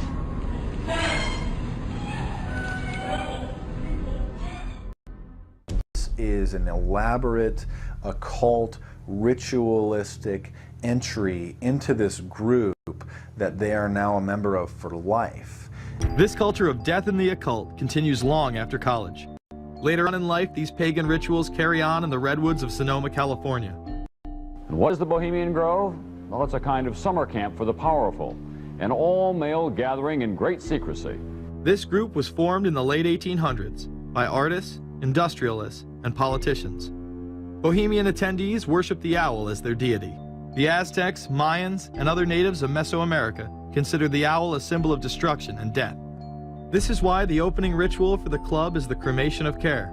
During the ritual, the effigy of a baby is rowed across the water by the Grim Reaper and given to a high priest, who then tosses it on a fiery sacrificial altar of a 40-foot owl god. It is an earth-based ritual in which care is burned away. The conscience is symbolically cast aside so that they may ignore the pain they have inflicted on others for the advancement of their own agendas. With this ceremony called the cremation of care, that begins the two-week encampment where the body of dull care, symbolizing woes and concerns, is burned on an altar in front of a big owl statue. When that ceremony ends, they all start to cheer and yell. Now a question. What have Herbert Hoover, Art Linkletter, Jack London, and Richard Nixon all had in common? Well, they've all been members of the exclusive all-male Bohemian Club in California, where every year at this time, the elite from around the country get together for 2.5 weeks of fun and games. Among its members are businessmen like Leonard Firestone and Edgar Kaiser, and political figures like Gerald Ford, Henry Kissinger, William French Smith, and George Shultz. President Reagan, Vice President Bush, and Defense Secretary Weinberger are members of other camps. Richard Nixon is a Bohemian, and so are high-ranking executives of such companies as Eastern Airlines, Standard Oil of Indiana, and Bank of America. For the most part, the men of Bohemian Grove are over 50, highly successful, and, according to many employees, politically conservative. Membership in the Grove is by invitation only, and is determined by such factors as social standing, occupation, and personal connections. Privacy is one of the Grove's most cherished virtues. Members may not photograph, record, speak, or write about activities at the retreat. While many public officials are Grove members, the press is a distinctly unwelcome guest. We're from ABC News. Well, get back there. Get back there. Can we talk to somebody in the... Get back there. And what you're looking at here, staggeringly, is a group of people, some of the most famous people in America, in long gowns. Behind them there, you see a 40-foot stone owl. And there's the fire between them, next to the lake at Bohemian Grove. Now, one might wonder, understandably, why the people that run the banking, political, economic system and the media in America should be dressed in long robes doing a ceremony to a 40-foot stone owl. I think we should be told.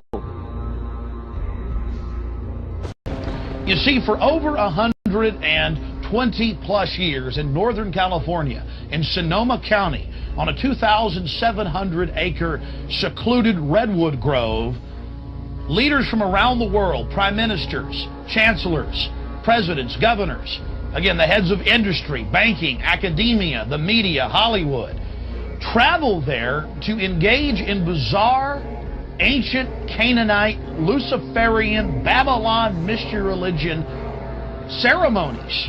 We were inside 4 hours. That's only one day out of the 2 weeks that they meet there for the admitted Summer Fire Festival of the Bohemian Club.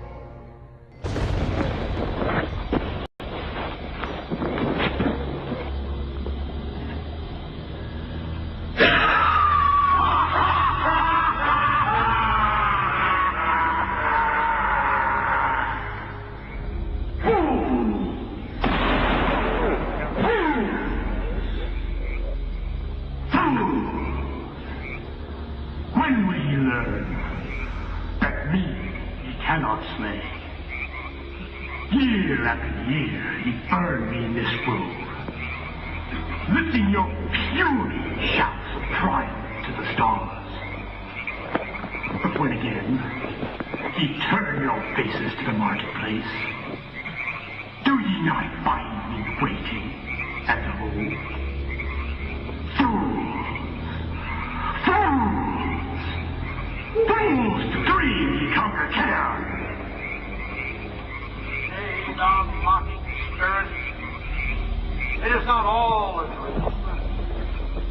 We know thou waitest for us, year after year within this happy grove. Our fellowship bans thee for a space.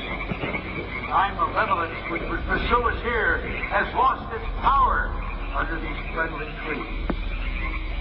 So shall we burn thee once again this night, and in the flames that meet thine effigy, we shall read the sign, Midsummer sets us free.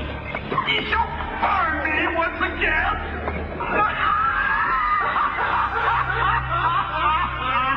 Now believe, way, which hither ye have brought from regions where I reign. Ye fools and priests, I spit upon your fire.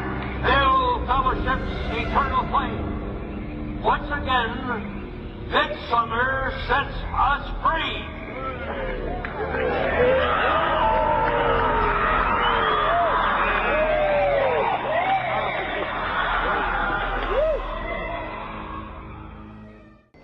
You have to ask yourself why it is that somebody would want to do that, let alone these elite people. And if you look at the elite throughout history, many of the people that achieve pinnacles of power are into the occult. They seek a supernatural way to gain power. Why are Christian conservatives such as the Bushes and Newt Gingrich attending the Grove? And I recognize I'm not going to be invited to Renaissance Weekend or that Bohemian deal where Newt, Rush, and Dick all sit in a teepee naked beating on tom-toms. Does the media barely mention the Grove? Because many of them are in attendance. Late political cartoonist Bill Frank of the San Francisco Chronicle was a reporter thinking about his loyalties to Bohemian Grove as he takes notes for a story. Stories about what happens in these redwoods are hard to come by. A campground statue reminds Bohemians to keep their mouths shut about the Grove. Many world events have been shaped at the Grove, including the creation of the atomic bomb. Discussions at the Grove in the 1930s helped lead to the development of nuclear power and the atomic bomb. Every Republican president since Calvin Coolidge has been a member, as well as many Democrats, including Jimmy Carter. If you look at the membership lists of the Bohemian Grove and the Council on Foreign Relations, the Bilderberg Group, a lot of the key level people are overlapping and are involved in numerous groups. In addition to pagan rituals that take place there, this all-male club also deals with darker themes through the plays Montezuma, which feature Aztec human sacrifice, and Faust, which feature Mephisto. Bohemian Grove that I attend one time to time. It is the most faggot goddamn thing you will ever imagine. Again, we see people of the highest levels of power involved in the most repulsive and decadent of crimes. They couldn't care less about the code of conduct that's taught in all major religions about treating others the way that you want to be treated. And then they masquerade, they put this false front on that they're like everybody else, because your average person wants to do right, believes in some sort of a karma, believes in some sort of a divine justice in the universe. And so these people need to put on this front that they're like the average Joe in middle America, that they go to church every once in a while, and that they believe in an afterlife and a divine justice. And so they have to put on this front that they're like everybody else in order to get elected and to be accepted and to not have people look at them suspiciously, because if somebody goes around and openly admits that they were an atheist or that they were some obscure religion, people aren't going to throw their support behind them as much, and they're not going to trust them as easily. The reality of this behavior is never revealed to the public, as the media keeps any revelations quiet. Unfortunately, these type of activities continue to this day. The insanity is that we have allowed an interwoven elite criminal class to rule over us while posing as the saviors of the planet. We have learned they will stop at nothing to achieve their goals and are not held accountable for their crimes. They prey on the system rather than protect it. This is not a new world order of peace and prosperity. It is not a world government to save the earth. During difficult times, we must remain ever vigilant against seemingly positive solutions imposed to suit their aims. Crises there will continue to be. In meeting them, whether foreign or domestic, great or small, there is a recurring temptation to feel that some spectacular and costly action could become the miraculous solution to all current difficulties. We are threatened by a superclass that control the flow of information and hide technology from the public. The prospect of domination of the nation's scholars by federal employment, project allocations, and the power of money is ever present and is gravely to be regarded. We must also be alert to the equal and opposite danger that public policy could itself become the captive of a scientific, technological elite. It is time to put down the remote control, to turn off your Xbox, and start paying attention. It is time to step away from everyday luxuries and pop culture and take action against a monolithic, concentrated evil in order to save what's left of humanity. We must now trade in our apathy for action in order to defeat this invisible empire.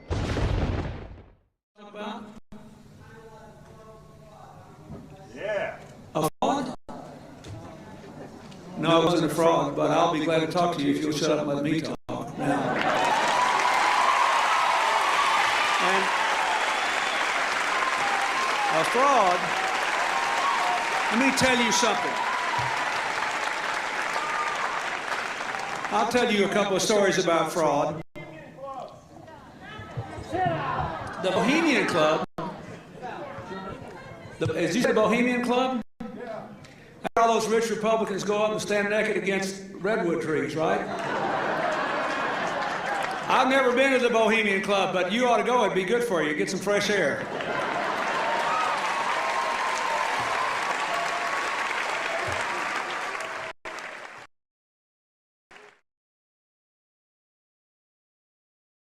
We were a rove of 4 presidential administrations. Question.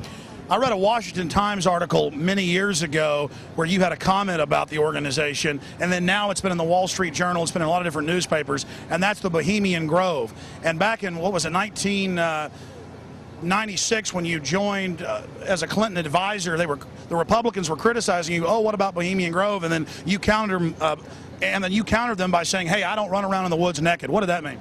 Here is the before-mentioned Washington Times article where he said, I didn't run around naked like they do. I don't know what quote you're referring to. I'm not aware of any quote like that. Listen, I am a happy member of the Bohemian Grove. I like the folks who come there, and it's really inappropriate for me to talk about the group beyond that. Thank you. Have you been there for the ceremony with the cremation of care? Frankly, I don't think that's something I need to talk to you about. Really? That's right. Well, I'm Alex Jones, and I snuck in there in 2000. I'm the guy that blew it wide open and got the video. It's been on national TV. Well, I disrespect you for that. You do? I do. But it's a lot of big public officials going in there. Don't we deserve to know? You took an, I don't know anything about you, and I don't know anything about your film. But if you go in there with an understanding, you violated that understanding by releasing that film, and I don't respect you for that. Really? But we have public officials. I'm sorry, you took an understanding when you went in there that you would not do that film. And did you have an understanding when you went in there? No. Did you crash it? Yes. Yeah, and it has no trespassing signs there too, doesn't it? No, they put them up after. Oh, I'm sorry. Just walked in. I'm sorry, sir. I've been there before. I know what the circumstances are, and I'm sorry you violated the understandings. That was not a gentlemanly thing to do. But what about the ritual? Is the ritual genuinely?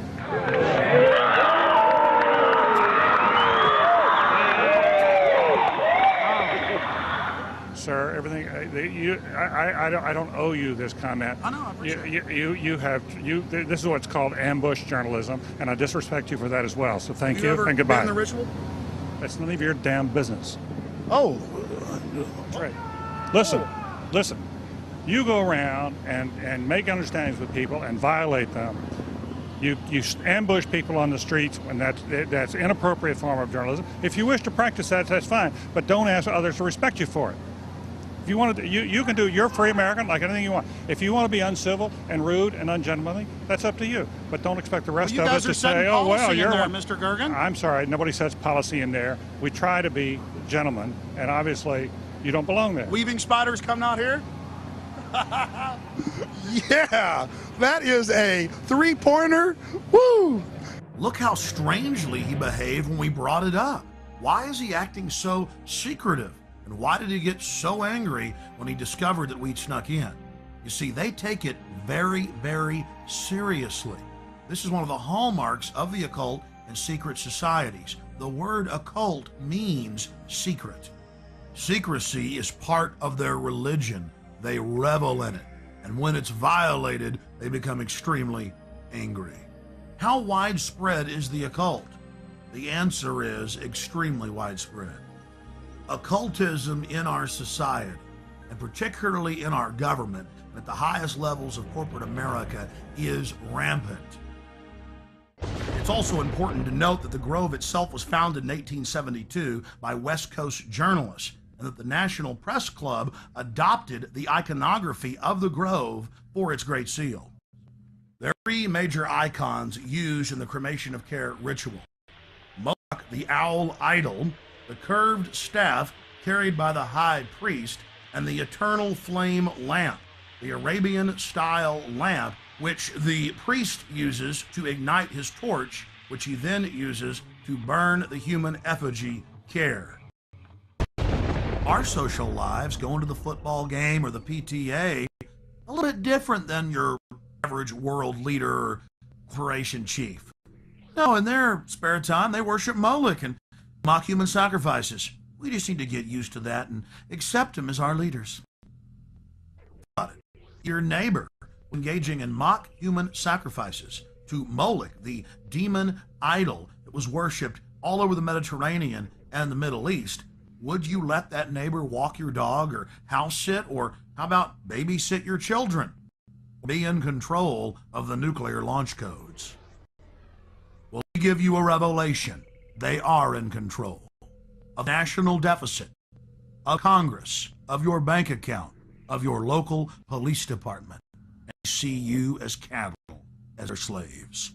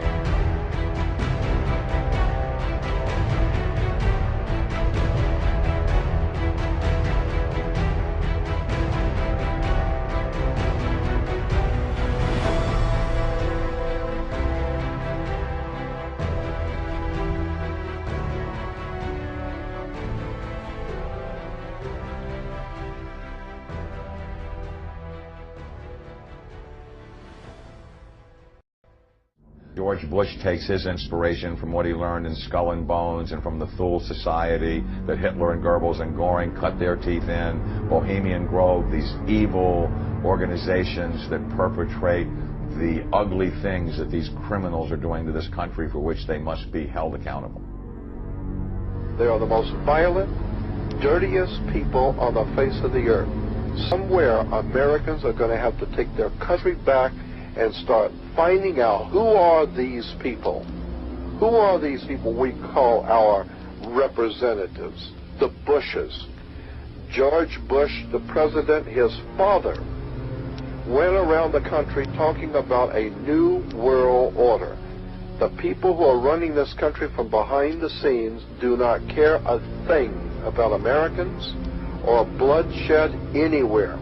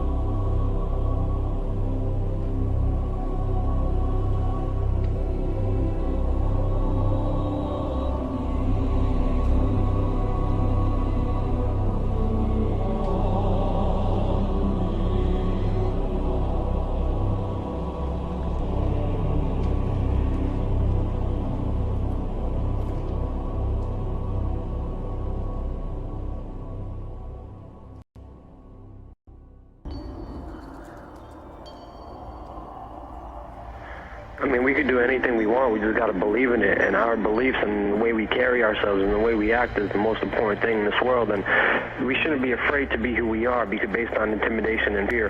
This government uses fear and depression as their major tools of oppression. And we have to understand we can't be scared. We can't be depressed. We have to think positively. We have to do good things. And it's not about me. It's not about individuals. It's about all of us standing up for what's right. And when we all stand up, that's going to be the significant amount of change that we're going to see in this world. That's going to be the time where we're going to take this country back for what it's supposed to be, truth, liberty, and love. And that's the main principles behind We Are Change, standing up there as individuals, empowering ourselves and motivating more people to stand up with themselves.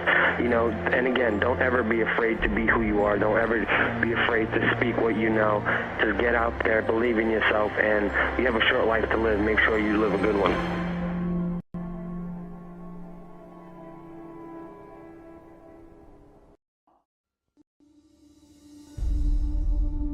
There's a worldwide revolution going on. And in my opinion, the young generation of white, black, brown, whatever else there is, you're living at a time of extremism, a time of revolution. What is it revolting against? The power structure. The American power structure? No. The French power structure? No. The English power structure? No. Then what power structure? An international Western power structure. And I, for one, will join in with anyone, don't care what color you are, as long as you want to change this miserable condition that exists on this earth. And there's got to be a change. People in power have misused it, and now there has to be a change, and a better world has to be built, and the only way it's going to be built is with extreme methods. So what you and I have got to do is get involved. You and I have to be right there breathing down their throat. Every time they look over their shoulder, we want them to see us. Once those intentions are made known, we can get to the nitty-gritty of the problem. We can get to the core of the problem. We can get to the root of the problem. And then we can correct the problem.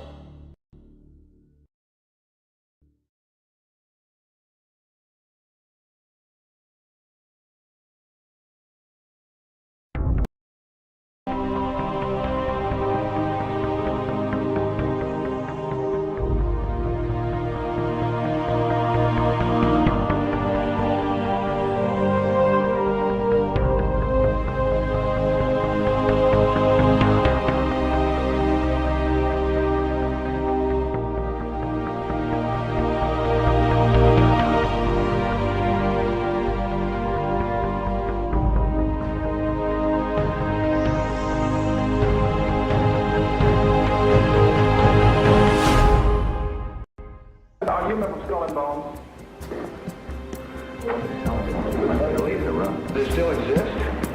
The thing is so secret, I'm not even sure it still exists.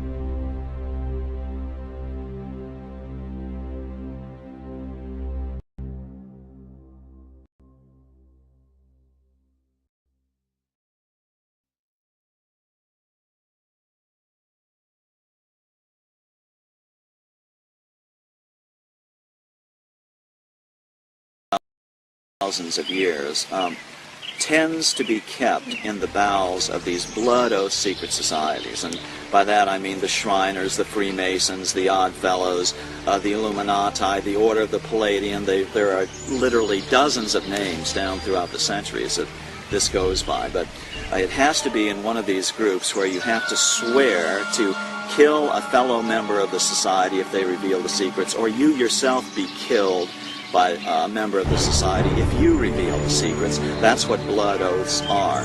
And they start out bad, but they get worse as you go up in the organization. Their whole purpose throughout history has been to teach a small number of people how to become adept at controlling everyone else and presenting their societies as desirable to the profane, so that you'll go knock on the door and say, hey, can I be a member? And be initiated with the promise of learning some great secret. What is that secret? The secret is what I have just told you this morning. The secret is how to control everybody else. And you never understand how to control everybody else until you get to the top of this pyramid of initiation. Most people never make it past the third step. All above that are carefully chosen and nurtured and taught.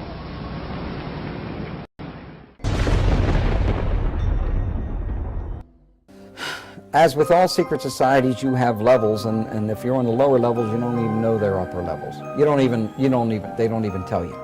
You bump into it by accident, or someone comes along. Now, in Scottish Rite, that's something different, because they know that there's a... But before then, and basically secret societies, let's go to ancient Egypt. To the ancient Egyptians, the priest would tell the serfs, the guys that tilled the land, they would say, the sun is God, okay? And so they accepted that very low-level interpretation, all physical. That's not what the priest believed. What the priest believed, there was a second level. The priest believed that, no, the physical sun is not the supreme being. It's the spirit which flows through the physical sun that is the supreme deity. However, there was another level, and the priests didn't even know it. It was those that were involved and elevated to if I would have told you this 15 years ago, I might have gotten shot. Weishaupt saw in the ancient orders of Freemasonry an opportunity to commission foot soldiers for his cause of world domination. He wrote that none is fitter than the 3 lower degrees of Freemasonry. The public accustomed to it expects little from it and therefore takes little notice of it. Weishaupt felt that Masonry was the easiest way to get a good Christian guy on the path of destruction, essentially, where you can have them take little baby steps on this path. It's a system they've been working on for thousands of years. They've really got it down. They know how to gradually, gently corrupt people from Christendom, first of all, to deism. Of course, deism is where, yes, God started the world, but then he took off, and he has no place in the affairs of men now. And so you don't have to worry about God, you don't have to worry about heaven and hell. You just kind of do your thing, and everything will be okay. Deism to atheism is the next step. Atheism, where you claim there is no God, and then, of course, the next step is out and out Satanism. And interestingly enough, Satanists know there's God, know there's a heaven and hell, and they just choose hell, and they choose to drag as many people into hell as they can.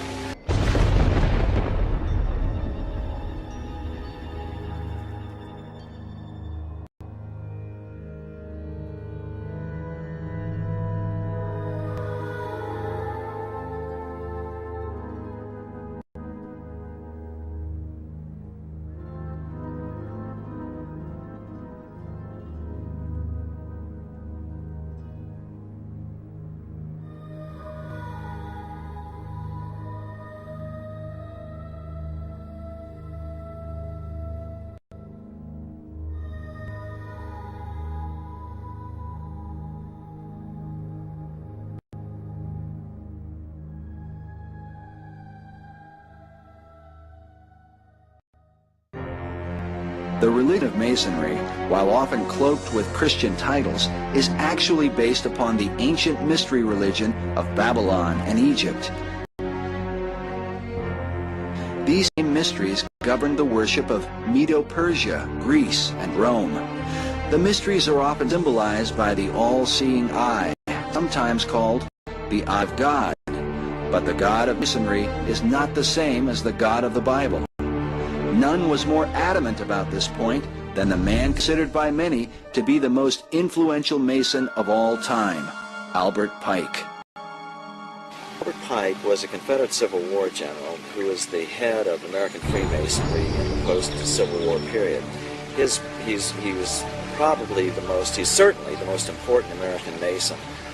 His book, Morals and Dogma, is required reading for every Freemason. He says on page 624, the 28th degree, Teachings of the 28th Degree, he says, quote, Masonry is identical with the ancient mysteries. Okay? And then he goes on, he says, we reproduce the speculations of the philosophers, the Kabbalists, the mystiques, and the Gnostics, unquote. Well, these were all systems, religious systems, that worshipped Lucifer.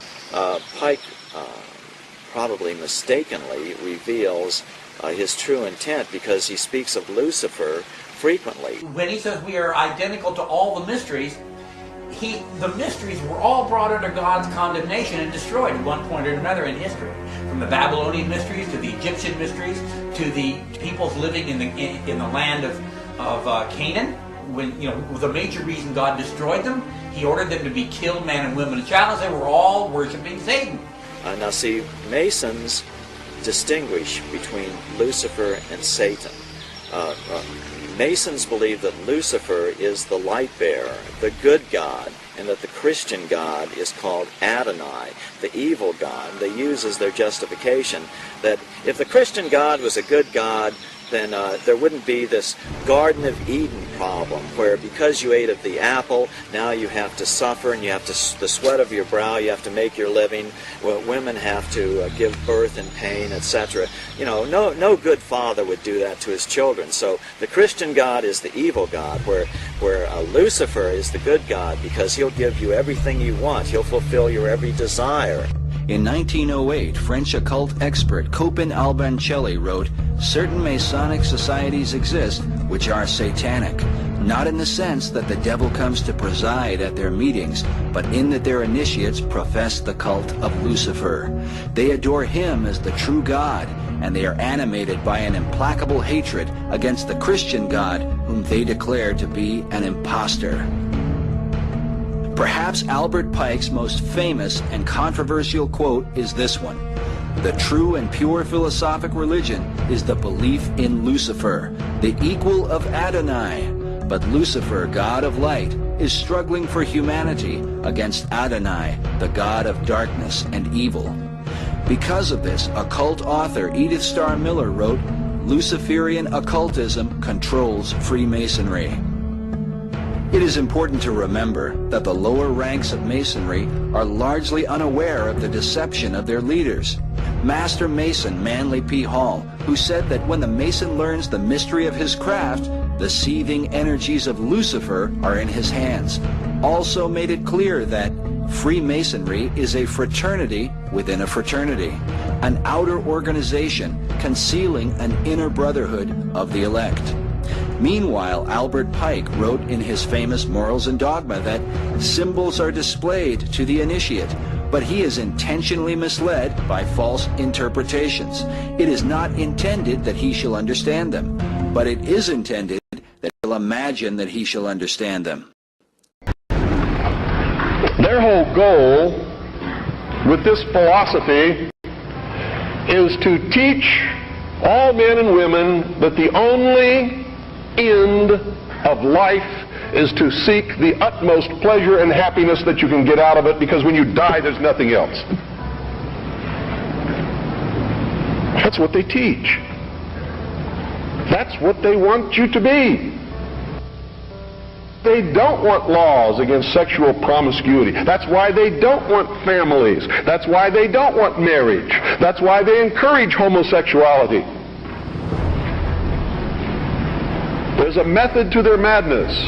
There's really not much method to yours, because you're operating from a place of ignorance, and until you change that, you're going to be bumbling around, bumping into each other, saying and doing the wrong things, not understanding the nature of your enemy. And if you don't understand the nature of your enemy and the weapons they use, you cannot fight that enemy. You can't fight the battle. You wouldn't even be on the battlefield. That's why you're losing the war. And don't tell me you're not, because I'm in a place of great knowledge about who's winning and who's losing the war. And I can assure you, you're losing the war. Doesn't mean it can't be turned around, but it'll never be turned around until you learn what you need to know. The secret is simply the fact that certain of their members worship Lucifer, and that they keep that secret from the overwhelming majority of their own members, and certainly the public is never to know this fact if they can help it. And the evidence to support that conclusion is ample, but only to one who cares enough to look for it. The problem with most people is they don't care enough to look for anything. So why the secrecy? The secrecy is because, folks, the real secret of Mystery Babylon is how to control everyone else. And if they reveal these secrets, they won't have the control, for it'll be in the hands of everyone. That is the greatest secret of the secret societies. And I can tell you now that most of us have been living in fantasy land for all of our lives. We don't even know anything near what the truth of any matter is. We must begin an honest search. Now Osiris has as a symbol an eye, and that eye, of course, is the sun. And this eye represents the son of the underworld. Quote, the arcana, defined as being a secret or hidden knowledge of the ancient mysteries, were never revealed to the profane, defined as those not initiated into the inner mysteries, except through the media of symbols.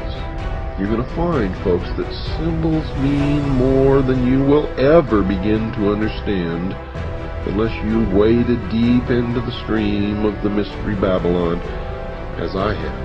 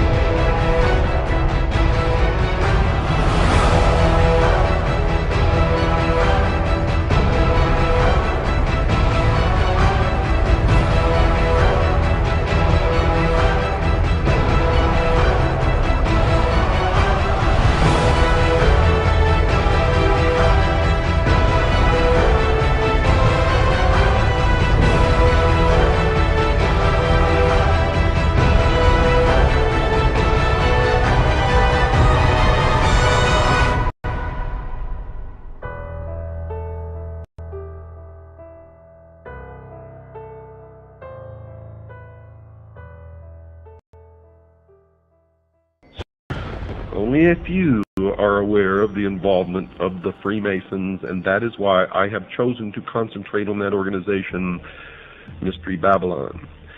And the reason I'm concentrating on that organization is because it is their members who have infiltrated the church and the educational field who control those other two organizations. So really there's only one organization that needs to be dealt with, and that is Freemasonry. So, Masonry conceals a great mystery inside its temples, one that is connected somehow to the New Age movement. The Masons admit in some of their writings that they too are anticipating a New Age, a series of major changes. Henry Clausen, the past sovereign Grand Commander, the equivalent of their president of the Scottish Rite of Freemasonry, has been quoted as saying this, quote, "We look towards a transforming into a New Age using, however, the insight and wisdom of the ancient mystics," unquote. The Masons claim that the things that they believe in are as old as the ancient civilizations. They also claim that these mystics, the ancient philosophers, had the wisdom of all ages and that somehow this knowledge has become lost through the centuries. Humanity today does not possess this knowledge, but it has become the task of the Masons and other truth seekers who turn out in every case of investigation to be liars and deceivers and manipulators, to rediscover these principles for the benefit of all mankind. Those possessing this knowledge will correct the world's current problems. Some of the Masons also claim to have identified the cause of these problems. One of the most prolific writers on the subject of this lost truth, as I have mentioned earlier, is Manly P. Hall, a 33rd degree Mason. For those unfamiliar with the Masonic degrees, all Masons in America start through what is called the Blue Lodge, consisting of only 3 degrees.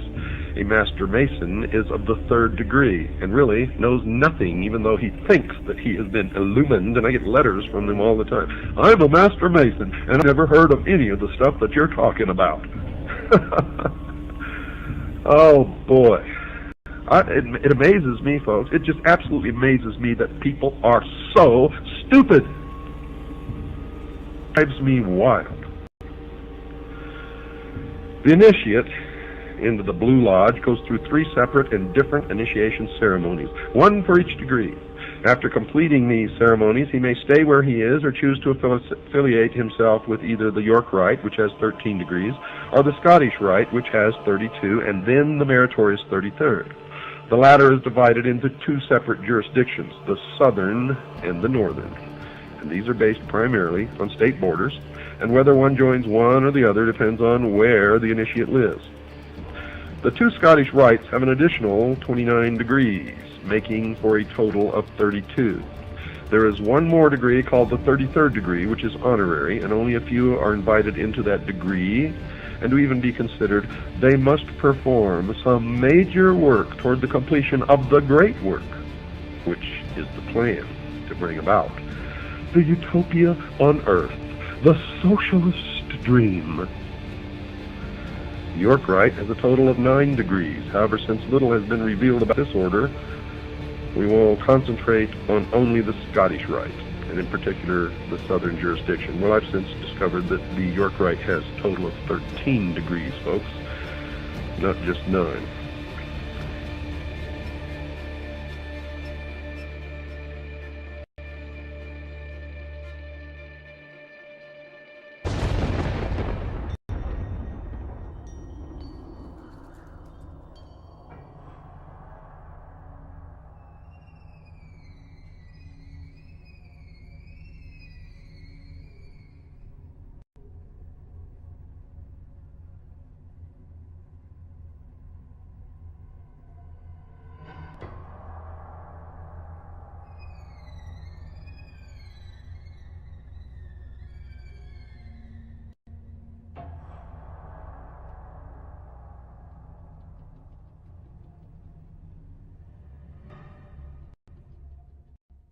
Illuminati was an organization created in Bavaria. A Freemason named Adam Weishaupt created the Illuminati as an inner circle of Freemasons. And he was very definitely taken by the period of the Enlightenment. He saw liberal democracy and liberal government, not liberal in the sense that we use it today in political talk, but liberal in the sense of giving rights and freedoms to the citizen, as an important way to improve the world. And his plan was to create this inner circle of Masons called the Illuminati. That means the enlightened ones. And that this inner circle of Freemasons would then spread out among Masonic lodges, and then the Masons in turn would see to it that their members were put in prominent positions in government, and that then the Illuminati's influence would enable the liberal democratic principles of the Enlightenment to be spread throughout the world. It had three ideals: separation of church and state, controls on the power of the state, and the emancipation of women. Three planks in their platform, if you will. Now, one could say that the Bavarian Illuminati won, because that, in effect, defines Western society. Because the Illuminati plan to change the world in many ways came to pass, some believe the order functioned through the revolutionary movements of the 18th, 19th, and 20th centuries. The cry for revolution around the world seems to have impacted all the countries of Europe and spread beyond to Russia, China, North Korea, and Cuba. But most controversial is the society's influence in America, something hinted at in the very date in which the Illuminati in Germany was founded. I think they were supposedly formed in 1776, the same year of the Declaration of Independence. And the Illuminati was established as an organization, you know. He says, no longer are we going to take the orders of the monarchs in 1776. Now that's a pretty important date, isn't it? Now, you made reference to 1776 and the Illuminati. Can you draw a line and... I do associate the two because the language was so symbolic. It's too direct and too precise not to know that these people who envisioned such a new world were actually combined in the underground secret societies of Europe. Fire was an important symbol to the revolutionaries, who were determined to destroy the old world in preparation for the new. As one of them declared, with a match, one does not lift up the world, one burns it. Weishaupt's Bavarian Illuminati sparked the flame of the revolutionary faith, but some researchers believe that at some point their flame was put out. They lasted about 10 years.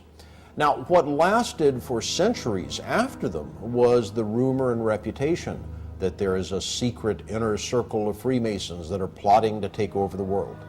John Robison in Scotland wrote a book, Proofs of a Conspiracy, where he talks about how the Illuminati are trying to take over Masonic lodges, and Masonic lodges are trying to take over the world. But the American lodges, by and large, externally, we know, did not accept that because it wasn't needed. However, it doesn't mean that there were lodges within the United States that did. You had to have had some Freemasons that were members of the Illuminati, but were they in control of any lodges? Don't think so, because it would be against the law. In the lower levels, they could talk all they wanted about it, but to get together as a group, as a function, as Freemasons, they couldn't. There was an Illuminati scare. How frightening is this?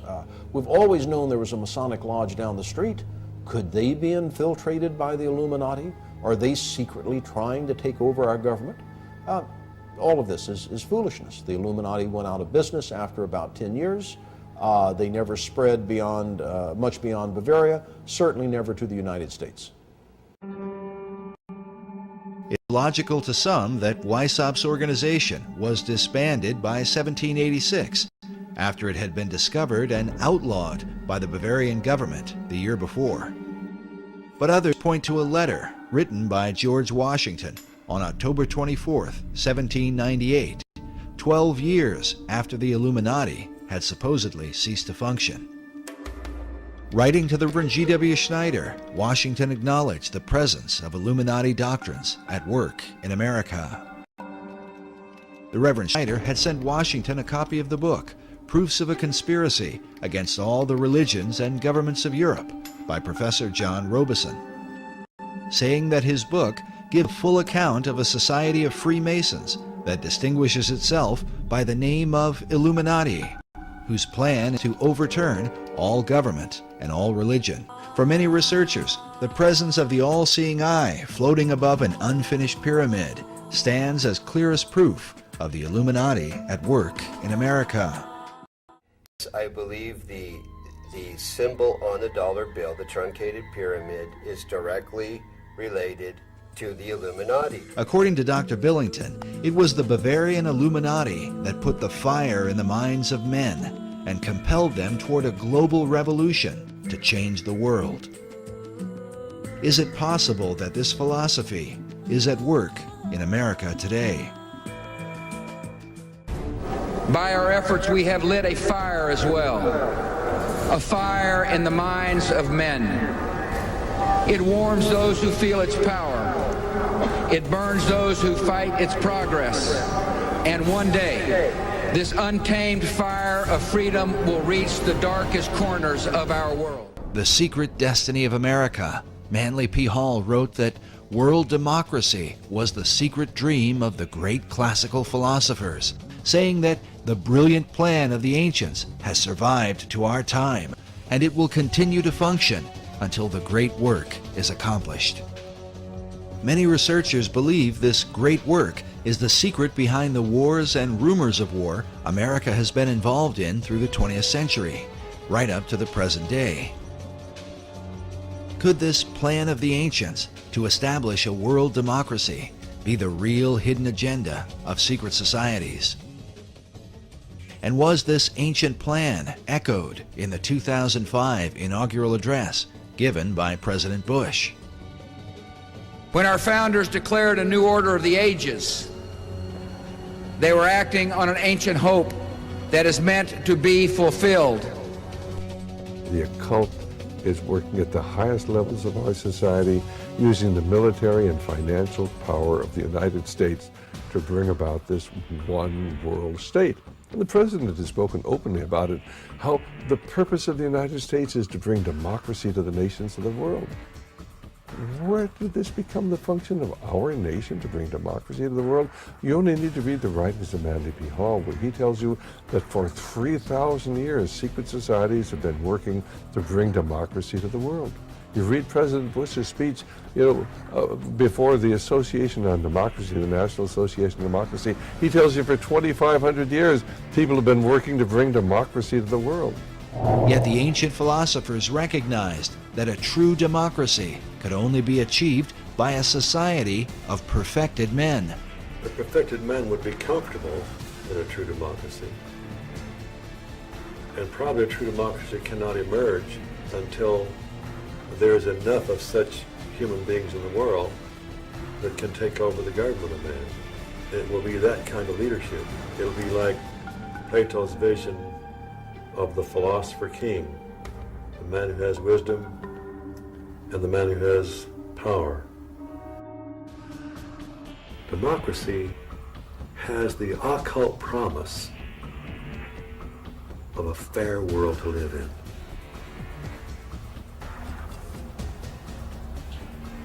Now, you mentioned the occult promise. How would you define a term like that for an audience who's... Well, probably define that term by saying that promise is explain the word occult. Well, it's obscure. It's hidden, not visible to the normal eye. So an occult promise is something that is inherent, but only visible to those who have that inner vision. So a fair world is a kind of occult promise at the heart of democracy. But is this occult promise part of America's Christian heritage? And if not, could this account for why the many symbols that adorn America's capital city come not from the Bible, but from the ancient mystery religion. And if America were really, truly a Christian nation, what would all of these mythological characters be in our city? Certainly the Christian influence was very strong. From the Christian point of view, we were formed as a Christian nation. But from the occultist point of view, and those associated with astrology and the ancient mystery religions, America was, of course, and Washington, D.C. was to represent their position. So you've had the two forces, in America ever since its formation. While it seems that most of America's leaders have upheld Christian ideals, their reason for doing so is often questioned.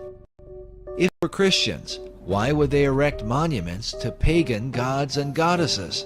And if they were pagans, why confess to Christian ideals?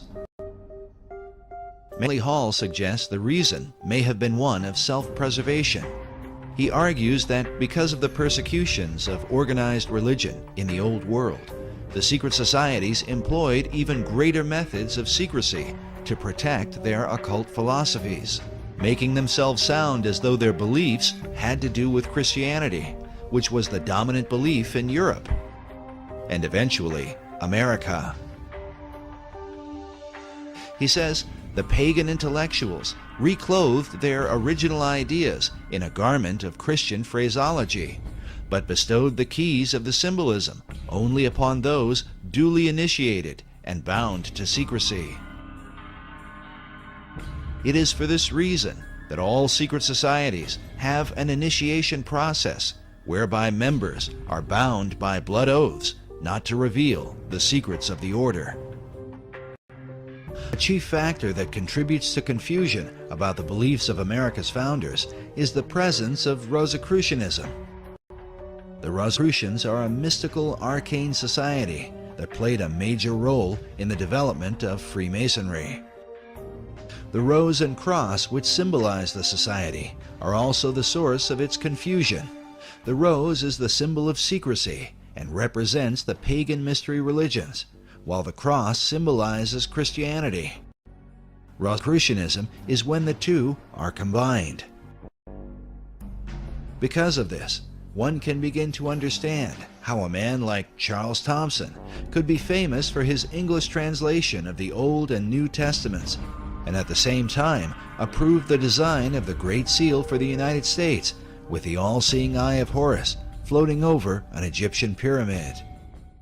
A Rosicrucian influence can be clearly seen in some of America's symbols. For example, this image of a pelican feeding her young appears in Manly Hall's Secret Teachings of All Ages and is very common to Rosicrucianism and Freemasonry. Now notice the Great Seal for the state of Louisiana. This particular replica is found inside the inner corridors of the U.S. Capitol.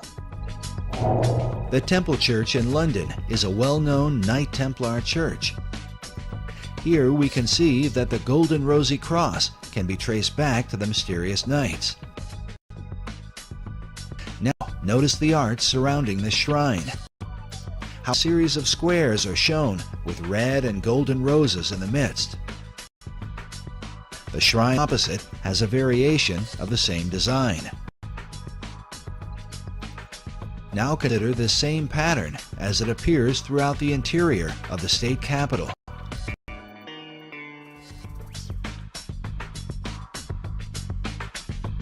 Inside the old Supreme Court room, and in various forms throughout the Library of Congress.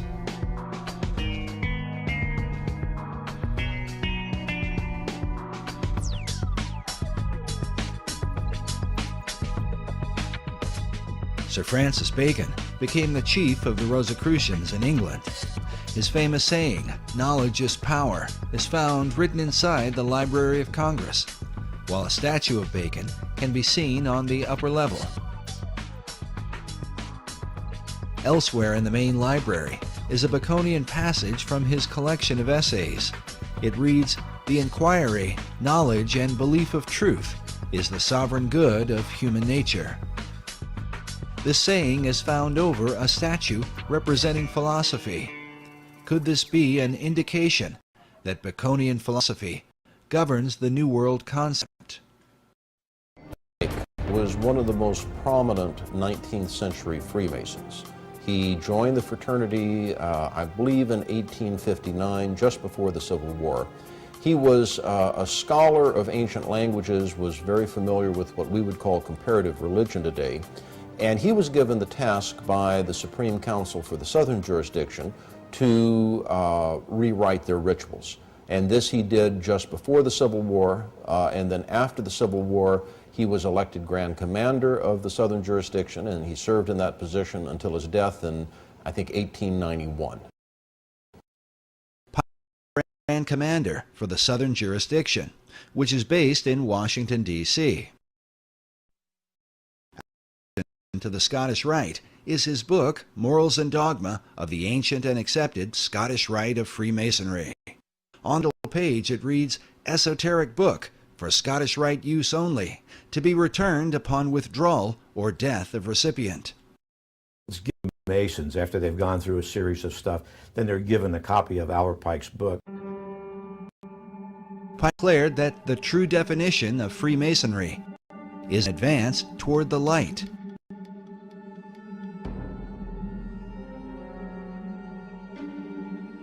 The question then becomes, what is the light of Masonry? We believe the answer comes from Pike's own words. In Morals and Dogma, Pike wrote, Lucifer, strange and mysterious name to give to the spirit of darkness. Is it he who bears the light? Doubt it not.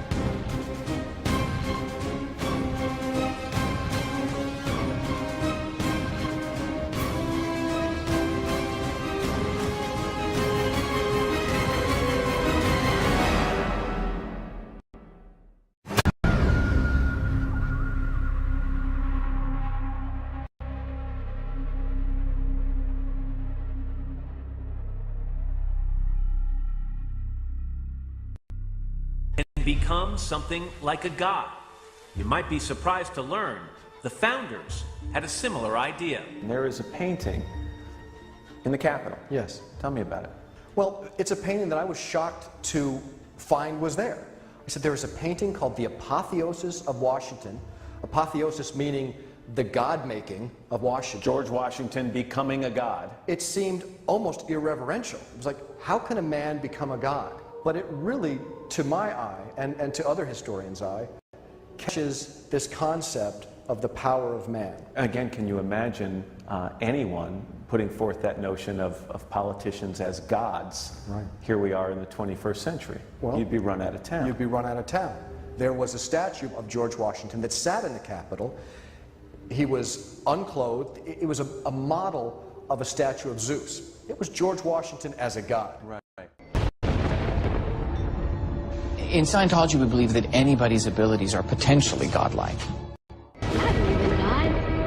How, describe God? Wow. Well, I would say for me, it's a really personal question. Well, it is, and you don't have to answer it. It's we can move on if you don't want to answer it. It's entirely up to you. Yeah. Well, it's certainly not a test. Okay. No, I don't mind answering it. I think God, to me, though, is I believe there is a power that I am striving for. I think the best way to describe that would be to name that God, you know. And ideally, I would have to say that I am striving to be that God.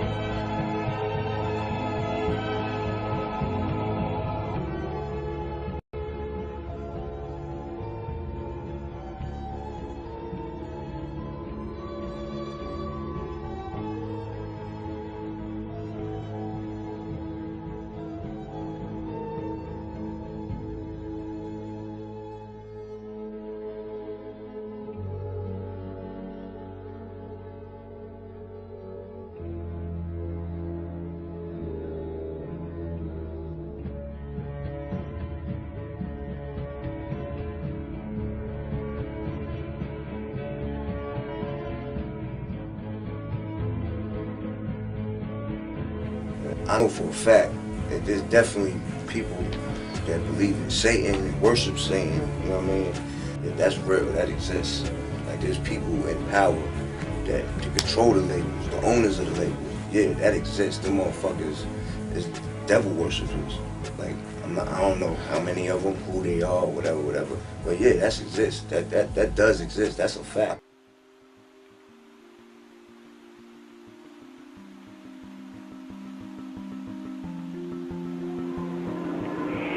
You always know. We always know which is the right way and which is the bad way. The bad way sometimes feels better, so we may choose that way and justify it by rationalization in order to make ourselves feel better about the bad that we did. Isn't that the way we all do things? Even if we do something wrong and we know we're doing something wrong, don't we attempt to rationalize it in our own mind and to our friends to justify what we're doing? So I believe it's a great fallacy to set out to brand those whom we disagree with as being evil people. The result of their actions we may perceive to be evil. We may perceive it to be bad. But I guarantee you those people don't see it that way. You see, nobody gets up in the morning and sets out to do evil. Nobody consciously does that.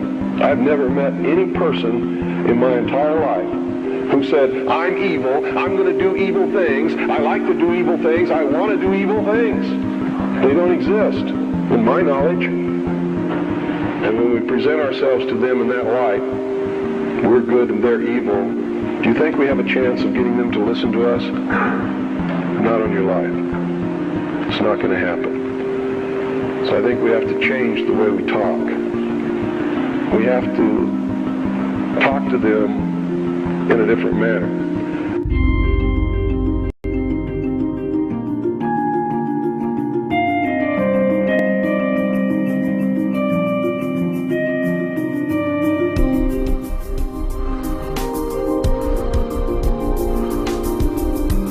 I've learned some things, and I think these things need to be passed on to you. And I think you need to start examining yourself, your agenda, your mission. Who are you? What are you about? What do you believe about America? Is it true? Are you helping to divide us more? Or are you helping to bring us together? Do you really understand what this country is all about?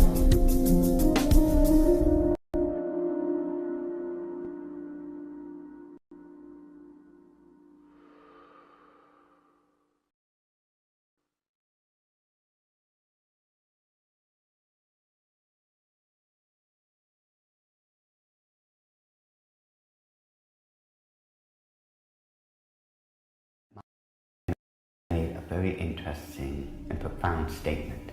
He said, allow me to control and issue the money of a nation, and I care not who writes its laws.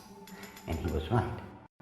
Meyer Amschel Rothschild is called the founding father of international finance. In 2005, Forbes magazine ranked him 7th on their list of the 20 most influential businessmen of all time. This happened back in 1776, and this was during May 1st and shortly thereafter. The significance behind that is that on May 1st, 1776, Dr. Adam Weishaupt, who was a devout Jesuit priest, who was given the chair of the professorship of religious studies at Ingolstadt University, was approached by Meyer Amschel Bauer, who would later change his last name to Rothschild, along with 12 of his most financially influential friends. They knew Weishaupt at that particular time was not only a genius when it came to the occult world, but Weishaupt also had an axe to grind, because it was the Catholic Church that just recently defrocked him. He was no longer a Jesuit priest, and he was going to send a message to them, to the monarchies of Europe, and to all other people who would try to have their will over his. What Rothschild and Weishaupt came up with was a plan to destroy the old world system of government through monarchies and the church, and to set up a new world order in its place. This is said to be the great plan of all the secret societies. So what happened? Maya Angelou approached Weishaupt and basically told him, we know you've got the occult knowledge and genius, put it all together. We've got the money. You do it, we'll back it. Just paraphrase what really happened. So in 1773, Weishaupt started creating what had never been created before. The idea of Illuminism had always been around, ever since the days of Babylon, with the co-founders of being that Nimrod and Semiramis. But no one had ever been able to actualize it. However, May 1st, 1776, the Order of the Illuminati had become a reality under the auspices of Dr. Adam Weishaupt. Now, like other nations, orders, countries and such, they have their two great seals. The Order of the Illuminati does. Those two seals can be found on the back of a $1 bill. People mistake those to be the two great seals of the United States of America. They are not. Those are the two seals of the Order of the Illuminati. And I'm going to explain it to you. In order to understand the seal itself, we have to first take a look at every single thing that composites it. We look at the first part of it on our left, which would be the truncated pyramid one. Above it is a 13-letter Latin expression that says Annuit Corruptus, and directly underneath the base of the pyramid is a 3-word Latin expression which is Novus Ordo Seclorum. If you were to look up the word, let's say, work, in the English dictionary, you're going to find at least 50 different meanings for it. It is the same thing in Latin. Different words have different meanings. They have more than one meaning. The word seclorum, one of the definitive meanings is secular. Something that is secular is of the world. So it is proper, very proper, to translate the bottom as New World Order, the Novus Ordo Seclorum. The whole of it is saying, announcing the birth of a new world order. This would be Dr. Adam Weishaupt himself, the very first head of the Order of the Illuminati. It was Weishaupt who had himself come up with a 7-part plan to create what he called the Novus Ordo Seclorum, or the New World Order. This is the person responsible for it. The interesting thing about the front of the dollar bill is that there are 4 huge ones. There is one in every single corner. Now if we look at every single one of them, they each have an oval around it, except for the top right-hand one. Now if we look at this blow-up version of it, you will find there's no oval. This is a shield that is surrounding the one. Now, the reason there's a shield here is because this is very similar to the original shield that was given to the Rothschild family when Baron Maya Angelou Rothschild had become knighted in England and received the lordship. If we look across the top of this shield, all the way to the left-hand side, it drops down and forms a crescent moon. It's a crescent moon because it represents the female goddess in the occult world. At the bottom of that shield, of that lunar moon, you will see the owl. And it's very obvious. Once you take a good look at that part of the crescent moon, and it is the same Illuminati owl that is being worshipped at the Bohemian Grove in California by those members of the Bohemian Grove, where presidents, premiers, kings and queens and heads of nations throughout this world have met. You can tell just by looking at this photo, that is a 40-foot owl. It is made out of oak, and that the worshippers are surrounding that fire pit around that altar, which is easily reflected in the lake around them. This is definitely the hour of the Illuminati. Lift up your heads, O ye trees, and be ye lifted up, ye everlasting spires. For behold, here is Bohemia's shrine, and holy are the pillars of this house.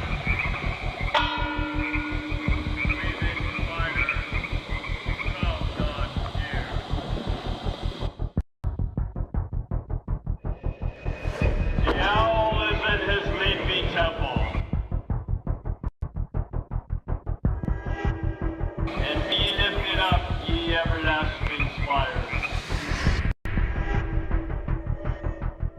and holy are the pillars of this house. Breathing fire shall not dare.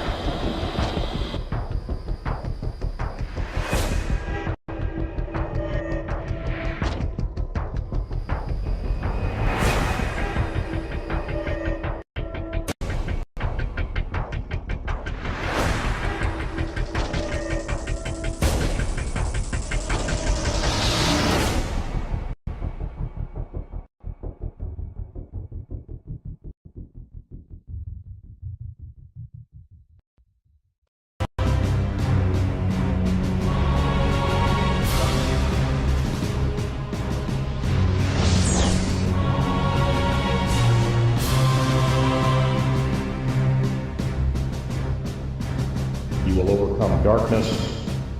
You will be enlightened.